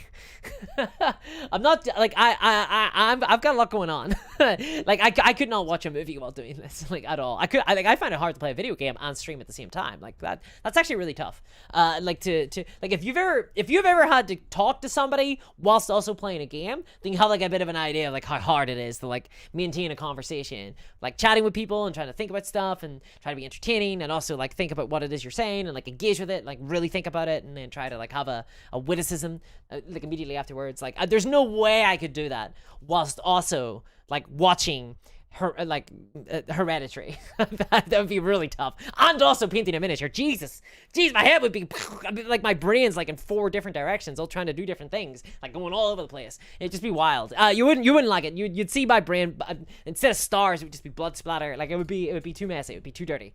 I think a video is just a lot easier. Could you have the yeah? So Wit says, people live stream themselves sleeping, right? That is not necessarily the content that I want to create. I don't want to live stream myself sleeping. I don't think there's much value in that. I think maybe you could, if you could pay money and like do a really loud alarm and it would wake me up. I guess people could pay money for that, like people who really don't like me. Sylvia Bear says, old world fills me with dread. Going to be a blatant GW cash grab using nostalgia as leverage. I really hope you're wrong, Sylvia Bear, but I suspect you're not. I really hope you are wrong, but I don't know. Like, I've heard that the creative director is like a very passionate fan of Warhammer. Unfortunately, like Warhammer the Old World, like the fantasy battles. I think the problem is that doesn't matter. I think that the executives are going to push it in a very monetizable fashion.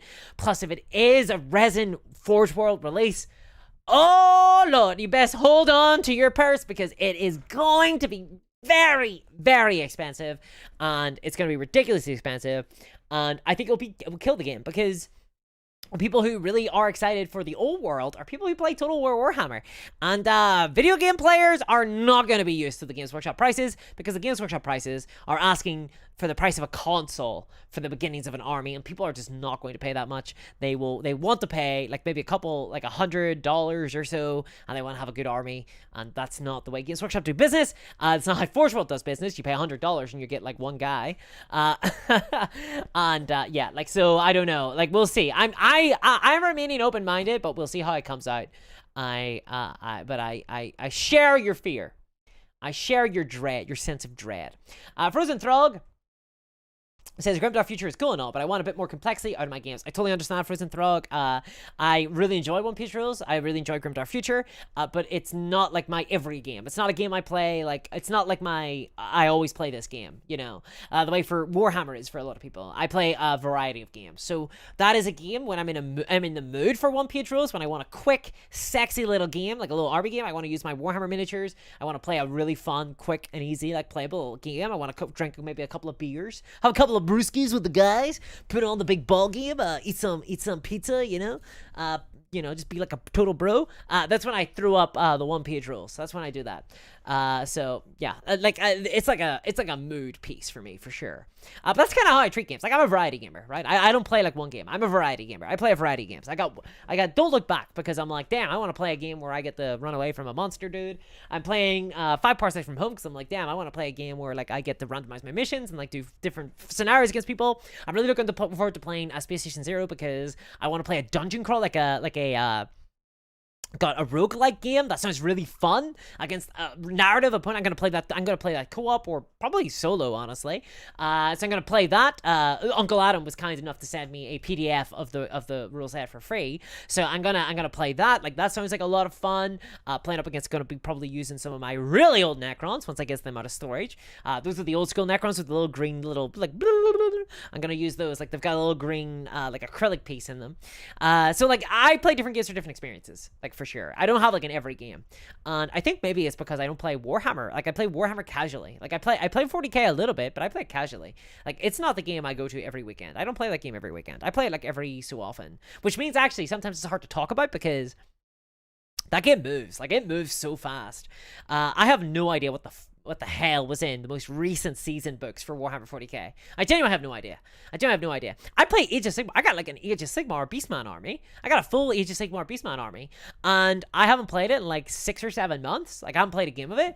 And I have no idea what the hell Purple Sun is. Everyone's talking about Purple Sun. I don't know what this is. I don't know what it means. I'm just left behind. This is my problem with Warhammer. You need to keep up at all times. It means that, like, right now, I'm just not playing Age of Sigmar because I'm like, I don't know what the hell's going on, and I don't really care to know right now. I haven't been, like, super in a fancy mood, and when I have been in a fancy mood, I've wanted to play Oathmark more than anything, so. But there we are. And then there's you like Frasier, says John. Me too. Dude, Frasier's awesome. This channel, by all rights, is a Frasier merchandise review channel after all, so don't forget about that. Decoy says, streaming's damn hard. I used to do it, and the feeling of being on is a lot of pressure. Luckily, I mean, to be honest, like, this is me. Like, this is, like, this mask is off, you know? Like, this is how I am. I am, energetic, I guess is a word for it. For sure. Totally fair, I can hardly paint and breathe at the same time, says Jairus. Dude, okay, hold up. Am I the only one here? Like, does anyone else, like, their ribcage hurt when they paint? It hurts. Like, I can't paint for too long. Otherwise, I start getting like, I'm in pain. Like, I genuinely do. I get pain. I don't know if it's just because I'm getting old or not, but like, it does. My rib cage starts to hurt when I paint too long. I don't know if it's just my posture, but I'm literally like, I'm just painting. I'm painting like this, and I'm like, I'm in pain. That's me. It sucks. Anyone know a streaming service that has Frasier? Yeah, it's called QBitTorrent. Let's see. Claviclass says rope, more like rip. Yeah, that's fair.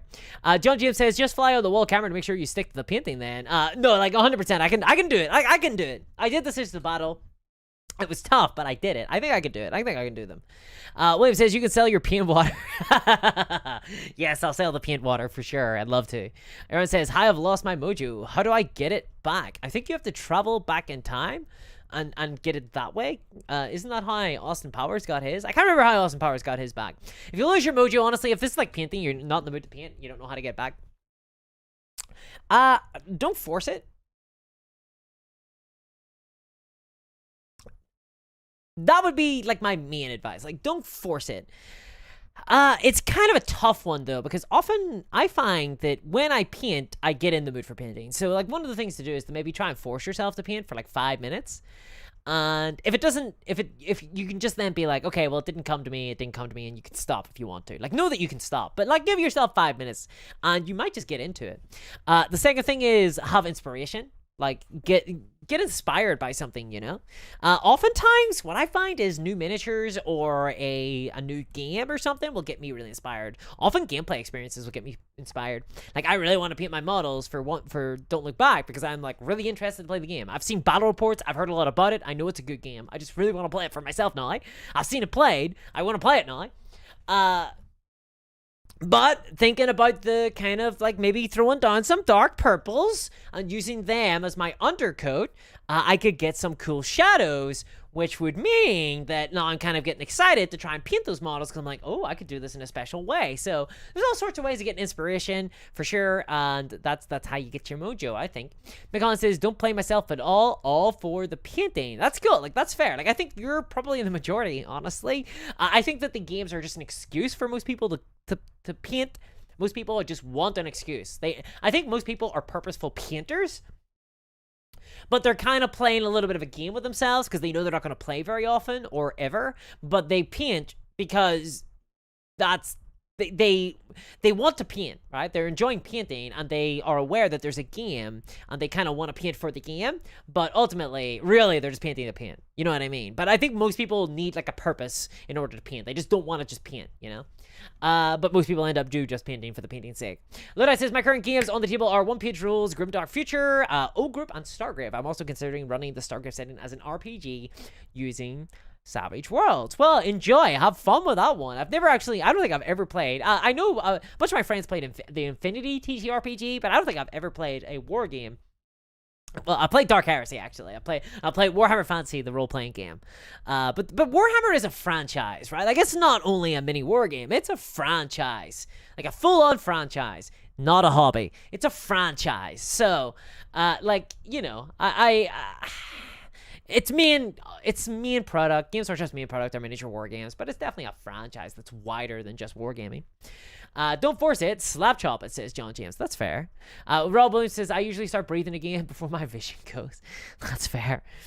Clavic Kazakh says, you're probably curling your back to paint. Try looking into a better setup or better lighting so that you're more comfortable if your back's straight. Unfortunately, my spine is the devil's roller coaster. I do slouch a lot. I do slouch. I got this thing where I can't like sit straight in a chair. I gotta like lean. I gotta do this. I gotta like go, ooh, you know, I get comfy. I curl my legs up. I like being I'm really small in real life, so I kind of like this because it means that I can kind of sit in these weird ways in chairs, and that unfortunately means that I've got like a bendy spine, you know, and therefore, because I'm a creature of comfort, yo, and then that means that when I'm painting, I'm kind of like all weird. I do want to look at, so whenever I move, I'm going to set up a little painting station because I've never had a painting station before. So I'm gonna have a little painting station beside my computer that I will use. I will stream hobbying. I'm gonna stream some hobby content, and I'm gonna buy like a light, like a good light right now. Right now, I use my studio lights for painting because they're like very good lights in the sense that they're diffused and they're like sunlight.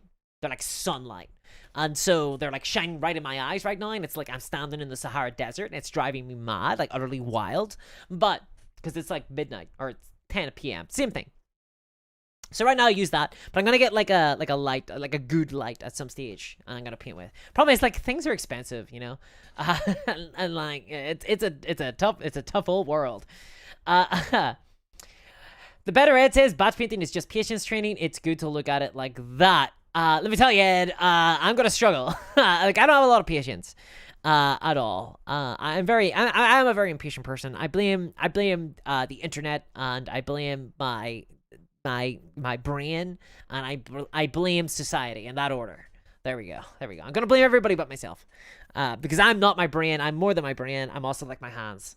Zayden says, that's the tip to go for when I set the goal of doing 20 minutes every night. I finished an army the quickest I've ever done. Getting 20 minutes done is quick enough, and accomplishing it feels good. Accomplishing painting is such a great feeling. It really is. Once you get like a thing done, you're like, damn straight I got the thing done.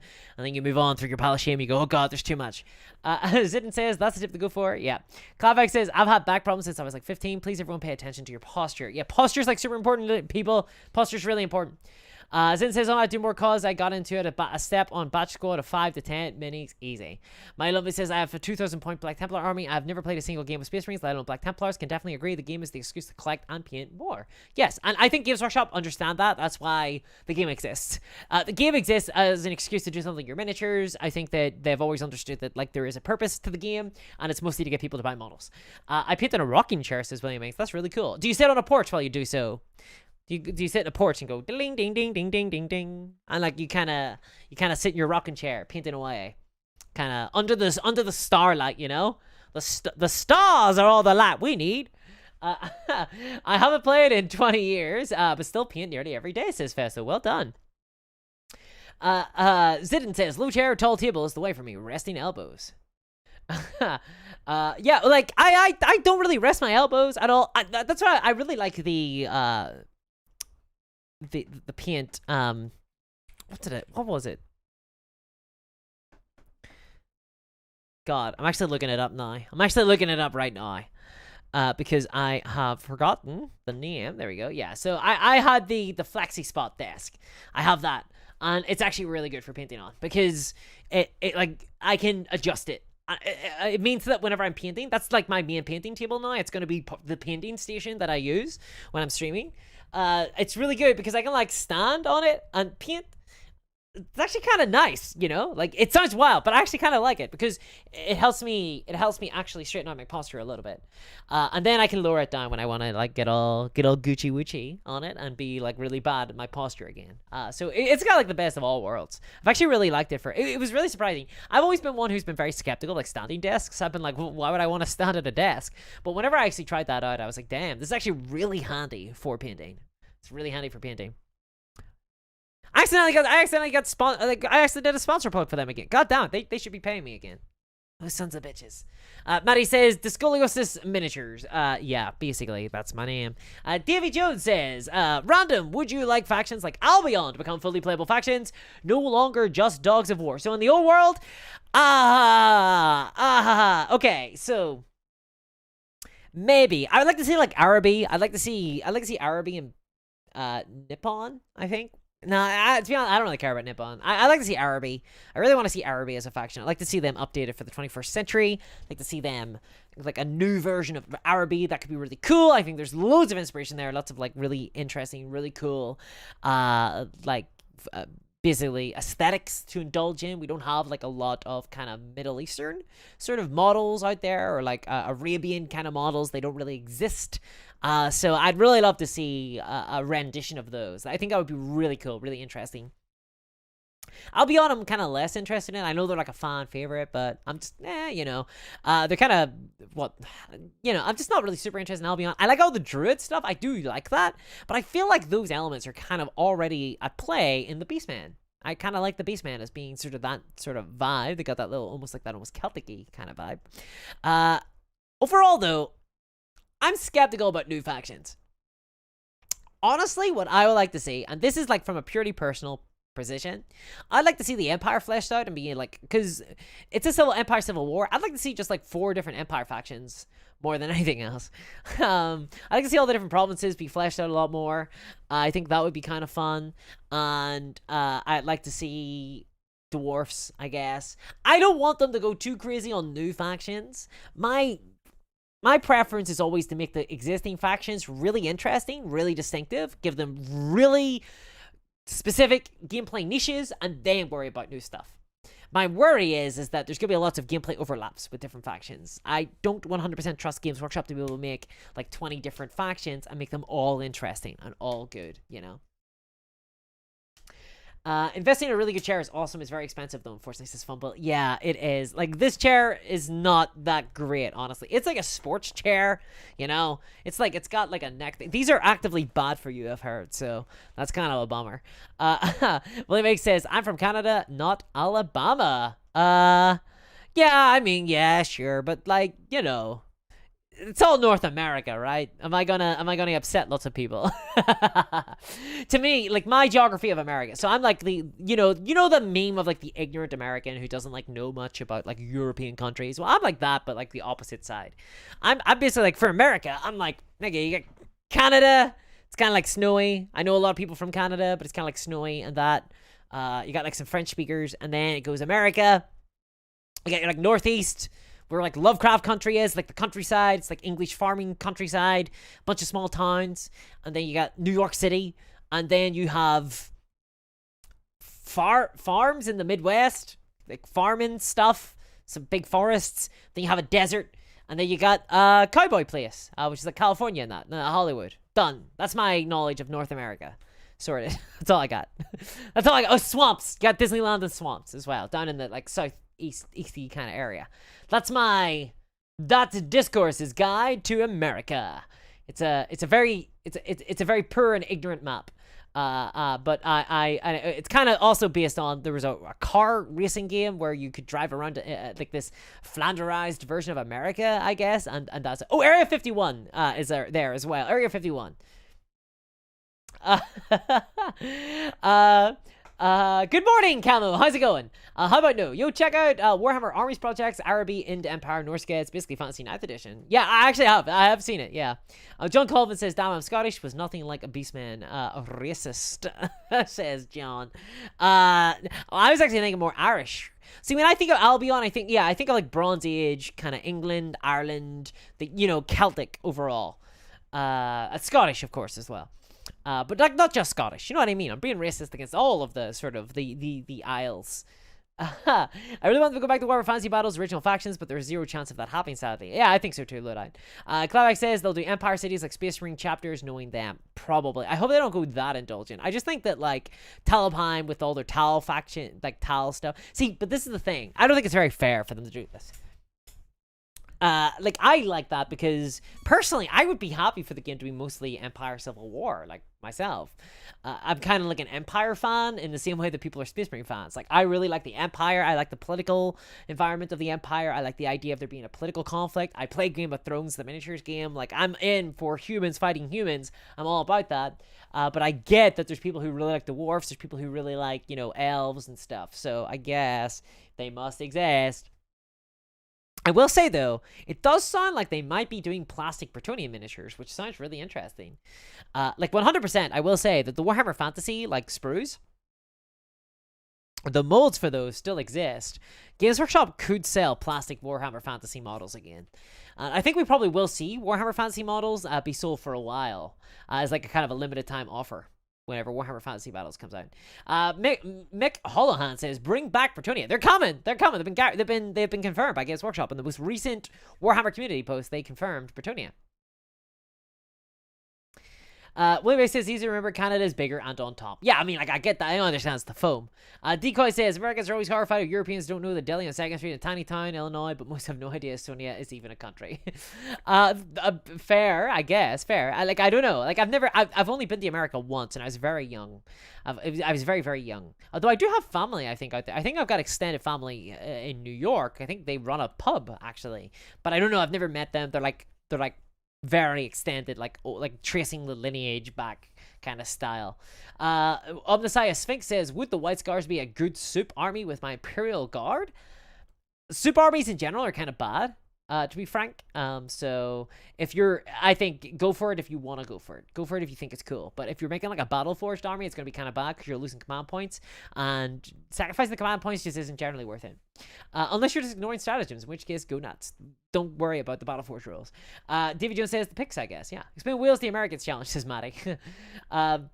Please sell the Way Watcher, says Marissa. Yeah, I'd love to see I want to see the old Wood Elf sculpts come back. Come on. Robert says, GW only do miniatures that are copyrightable. Yeah, I could see them sell minis for a while, like for a limited time though, that are all the old Warhammer Fantasy ones. Like I could see them doing like some of the generic ones for sure, like for a limited time, because they know that it would make loads of money. If they sold the Bretonnian models, I don't think they're gonna. Like the one thing that's making me think they're not going to sell plastic Bretonnian models is that they know that the secondary market for Bretonnian models are really expensive, and therefore they could sell resin version of those models for an incredibly expensive price. Elfriend says soup is bad now, but who knows in the future. But soup is okay on One Piece rules. Yeah, like soup is bad now. I think that it's going to continue to be bad though. Like personally, I think it's going to be bad because Games Workshop want to kind of get away from the souping. But yeah, like it might be okay in future. Like who knows? 10th edition could be like everybody's souping. Everybody's Inquisitors or not. Marissa says they're so expensive in the second-hand market, and even when they show up, myself and Kent need them. It sucks. This is one of those things where people are like, well, just buy them on a second-hand market. Like, it's not feasible. It's very, very expensive. They sell them as an Old Foes bundle, says Sophie. Yeah, like, they'll sell them as, like, a limited time offer. They'll sell them like that. Maybe they'll sell a Bretonnian army box. Oh my god, they probably will, won't they? Oh my god. I hate this whole army box thing where they sell a goddamn limited time box set with a FOMO codex inside. Why? Oh god, it's tough. Decoy says Bretonnians to be each knight is an individual. They have 4-12 model, minimum squad size of 5. Yeah, I think they're going to be very expensive. I think the old world's going to be very, very expensive. That's what makes me very, very nervous. Okay, guys, I'm starting to wrap up here. I think my brain is starting to go. it's starting to like really, really go. Plus, I want to play a little bit of Darktide before the time leaves. Whatchamacallit, there's a closed beta on right now of Darktide, so I kind of want to play some of that before it goes away. And yeah, so time is running. Actually, it might even be gone now. I'm not too sure. I'm not 100% sure. So I'd like to play some of that. So if you got any questions for me, shoot them up now. Not like heroin. Shoot them up like a cowboy emphasizes things by shooting in the air. Do it like that. Like fire it up, and I'll try to answer it before I go. They're so expensive to have. Yep. Bretonian's Beach tonight. Yes, the Glen Sub says best bet for Bretonian's Perry miniatures for 100 years more. Yeah, I agree. I totally agree. I 100% think so too. Perry miniatures are an absolutely incredible miniature line for Bretonian and stuff like that. I think they look really cool. The problem is the skilling is a little bit off, but they are very cheap models. They're very cool. I use them for my Oathmark forces. The Perry miniature line is absolutely incredible. And remember, guys, it's the Perry brothers. They're the people who sculpted the original Bretonians. I think they sculpted Bretonians. They sculpted most of the Games Workshop goddamn miniature line. Let's be honest. It's the Perry brothers. The Perry miniatures are the same thing. If you think that the Games Workshop quality is high, Perry brothers, I got your back. They're really good. Frozen Thong, and they're very cheap. They're very cheap as well. You get like 30 models for £20. It's really good. Actually, more than that. Like, how much do you get? Oh god, let's see. Let's have a look. Perry miniatures. How did you get? I can't remember. I have a couple of these boxes. Let's see. Let's go. Let's find out together. Plastic ranges, box sets. Let's see. So we got all sorts of fun stuff, but let's pull up the Agincourt Foot Knights. They're pretty cool. The Mounted Men at Arms pretty neat. So here you go. You get 60. You get 12 light cavalry for £22, which is okay. But I think this one's where you get it. You get 36 knights or men at arms for £22. This is. And they look good. They've got nice arm options. They got plenty of options. And you can look up all sorts of different stuff. Thank you very much for the donation there, Robert. Keep up the good work. Thank you very much. I really appreciate that. I will keep up the good work. Thanks to donators like you. Thanks to patrons. Thanks to people who continue to watch the content. People who subscribe. People who like the videos. I really do. I honestly, I'm glad that people are enjoying. Thank you very much, Robert. I really do appreciate that. Thank you. Let's see. Pull it up here. You can see these are like kind of old school GW sculpts. Old GW kind of sprues. Oh no, have I gone all Necron again? Oh, exterminate! Yeah. Well, admire this. Let's look at the next one. Look how good these models look. Imperial Probe Discourse. Yeah. There you go. The famous one. Yeah, I need to buy a new CPU. I'm aware of this, guys. Look, life is expensive, okay? I like, a new CPU is very expensive. I was looking it up. I tried everything. I've tried the thermal paste. It's not the thermal paste. I have tried absolutely everything. The CPU, I think, is just borked. I think I'm boned. I have tried to get rid of all sorts of different things. It's tough. Wargames Atlantic does a Conquistador box that is great for basic Empire troops. Let's see. Okay, so yeah, you can buy big bundles. This is, by the way, how you do bundles. By the way, guys, this is how you do bundles. Basically, you like make them cheap. You make them really cheap if you buy a bunch of them. Where are they? They do like an army deals. Yeah. So basically, if you buy like a bunch of them, they just make them really cheap. But they sell the boxes individually, you know? That's all there is to it. What is it? Wargames Atlantic? Well, Wargames Atlantic is where you go if you really want to buy some Imperial Guard models and you want them to not be Cadians, in my opinion. Because they do this Death Fields line, which is basically, like, I'm gonna show you. So there's a little bit of a context for it, basically, that like aliens like to watch humans die for sport, and so they give them weapons. So you got like all sorts of different, like, who do these guys remind you of, you know? You've got yourself your penal troops there. Why'd they ever get rid of penal troops for the Imperial Guard? But look how cool some of these are. Like, I really dig these models. And the spurs aren't bad either. You get plenty of options. You get plenty of customizations. They look really good. They look really cool. The grognards, you know. They're like, if you're looking for variations of Imperial Guard stuff, definitely War Games Atlantic for sure.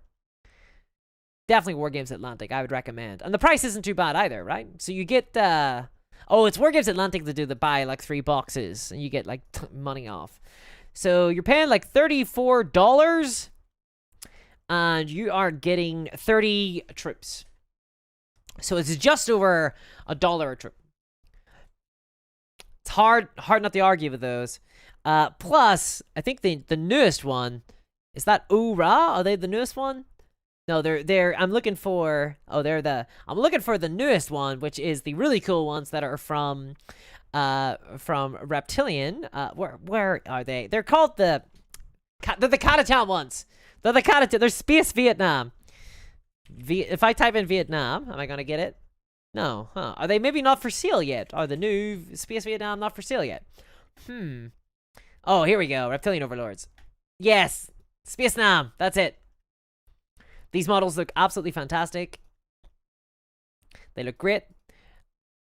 I think they are basically the Katachan replacement, guys, to be honest. Because it looks like Katachan aren't getting any new models.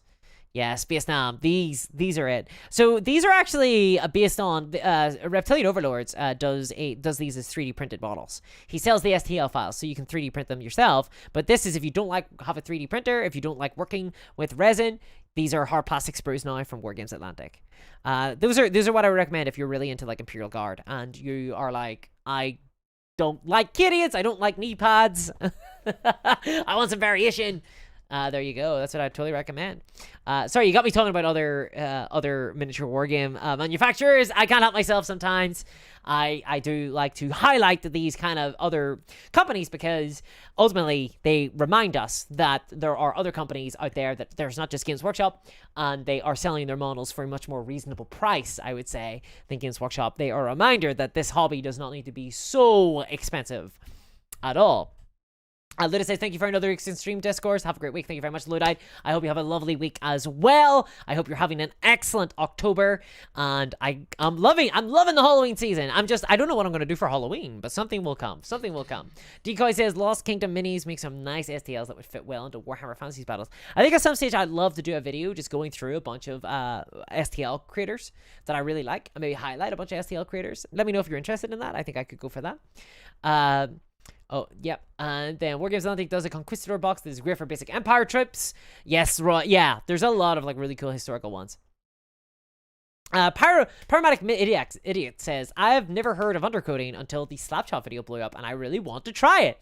That's what I'm a fan of. I'm a fan of getting these ideas out to people. You gotta think, guys, these days, in order for things to become popular, they need to trend. They need to trend on like TikTok, they need to trend on YouTube. The term SLAPCHOP just seems to have picked up by the algorithm. And that's off how it works. That's the way it goes. Words are communication techniques that help us expand our pool of knowledge. There is a big pool of knowledge, and we all have access to it. Some people are on a platform where they're able to spread that water all over the place, to be able to spread out over the face of more people because they're on a bigger platform. And if they have to use a hose called the word SLAPCHOP or some other little idiom, then sometimes that's the only way to do it. And they spread all over your face, and everybody goes, yeah. Yeah. Space Nam Guard need a helmet to make a bunch of Doom guys. War Games Atlantic, and I also have new Tyranid models now. Yeah, I've seen that as well, Glens Up. Have you seen the Dystopian Wars new starter, says the better Ed. Well, funny you should mention that, because I have indeed seen the Dystopian Wars new 2-player starter. A bunch of plastic spurs in here, and unfortunately I don't have like a hobby stream set up yet, so I can't like unbox this for you, but it looks interesting. I'm gonna put them together. It's gonna be my first sort of big game with this kind of scale of miniatures. I think I was showing it off last stream as well, so I'm gonna give it a crack. I'm gonna do a little bit of slap chopping on them as well, and we'll see how it goes. We'll see how it goes. Hey, it's not Binky the cow, but me, and I'm Luke Space Nam to the Female C12, says Red Green 1909. Well, thank you very much for that interjection there, Red Green. Check out the freebooter stuff. Yeah, now I'm getting knee pads are what made 2080 what it was, says Emery. The City Death. Dushu says War Games Olympic are great value, love them. Lots of stuff in those boxes. Bukake, that knowledge, says Run Online 100%. Get it everywhere. Get it all over the place. Get it all over your face. Get it in your brain. Get it in your ears. Get it in your mouth. Get it absolutely everywhere. Learn these new techniques. Bring them up. Paint with them. Use them. Have a lot of fun. Remember, guys, this is all meant to be about having fun. It's all about having a great time. It's all about spending, the time we have on this world, doing it, being creative, and having joy in our lives, indulging in something that we love, and trying to make sure that we try to make that as open and as accessible as to everybody else, because so many other people want to do the same stuff because it is just that much goddamn fun. It is so good, and yeah, that's what I'm all about here, and that's totally what I love to see. So I will not criticize things that make the hobby more accessible. I'm just not going to. I think that it's awesome. I think that it works. And yeah, that's where I fall in this whole thing. And thank you, everybody, for joining me tonight. I'm going to be popping off now. I'm going to go play some Dark Tide, I think, or fall asleep. It's one or the other. And I shall catch you all. Stell says SLAPCHOP, or whatever you want to call oh god, I've forgotten. Greasy underpainting is excellent for getting cool results fast when you're doing a big army and don't feel like doing heavy metal on every model. I can't do heavy metal style. I tried. It's too long. It's too laborious. It's too long. Those are CO cast, right? Says Ralph. No, they're hard plastic. They're hard plastic. Wade Parker says, go get some Resto scores. Thanks for the great stream. Thank you, everybody. Thank you so much, everybody. And I shall catch you all next time. And look out for the next video. And I'll see you all. Have a lovely week.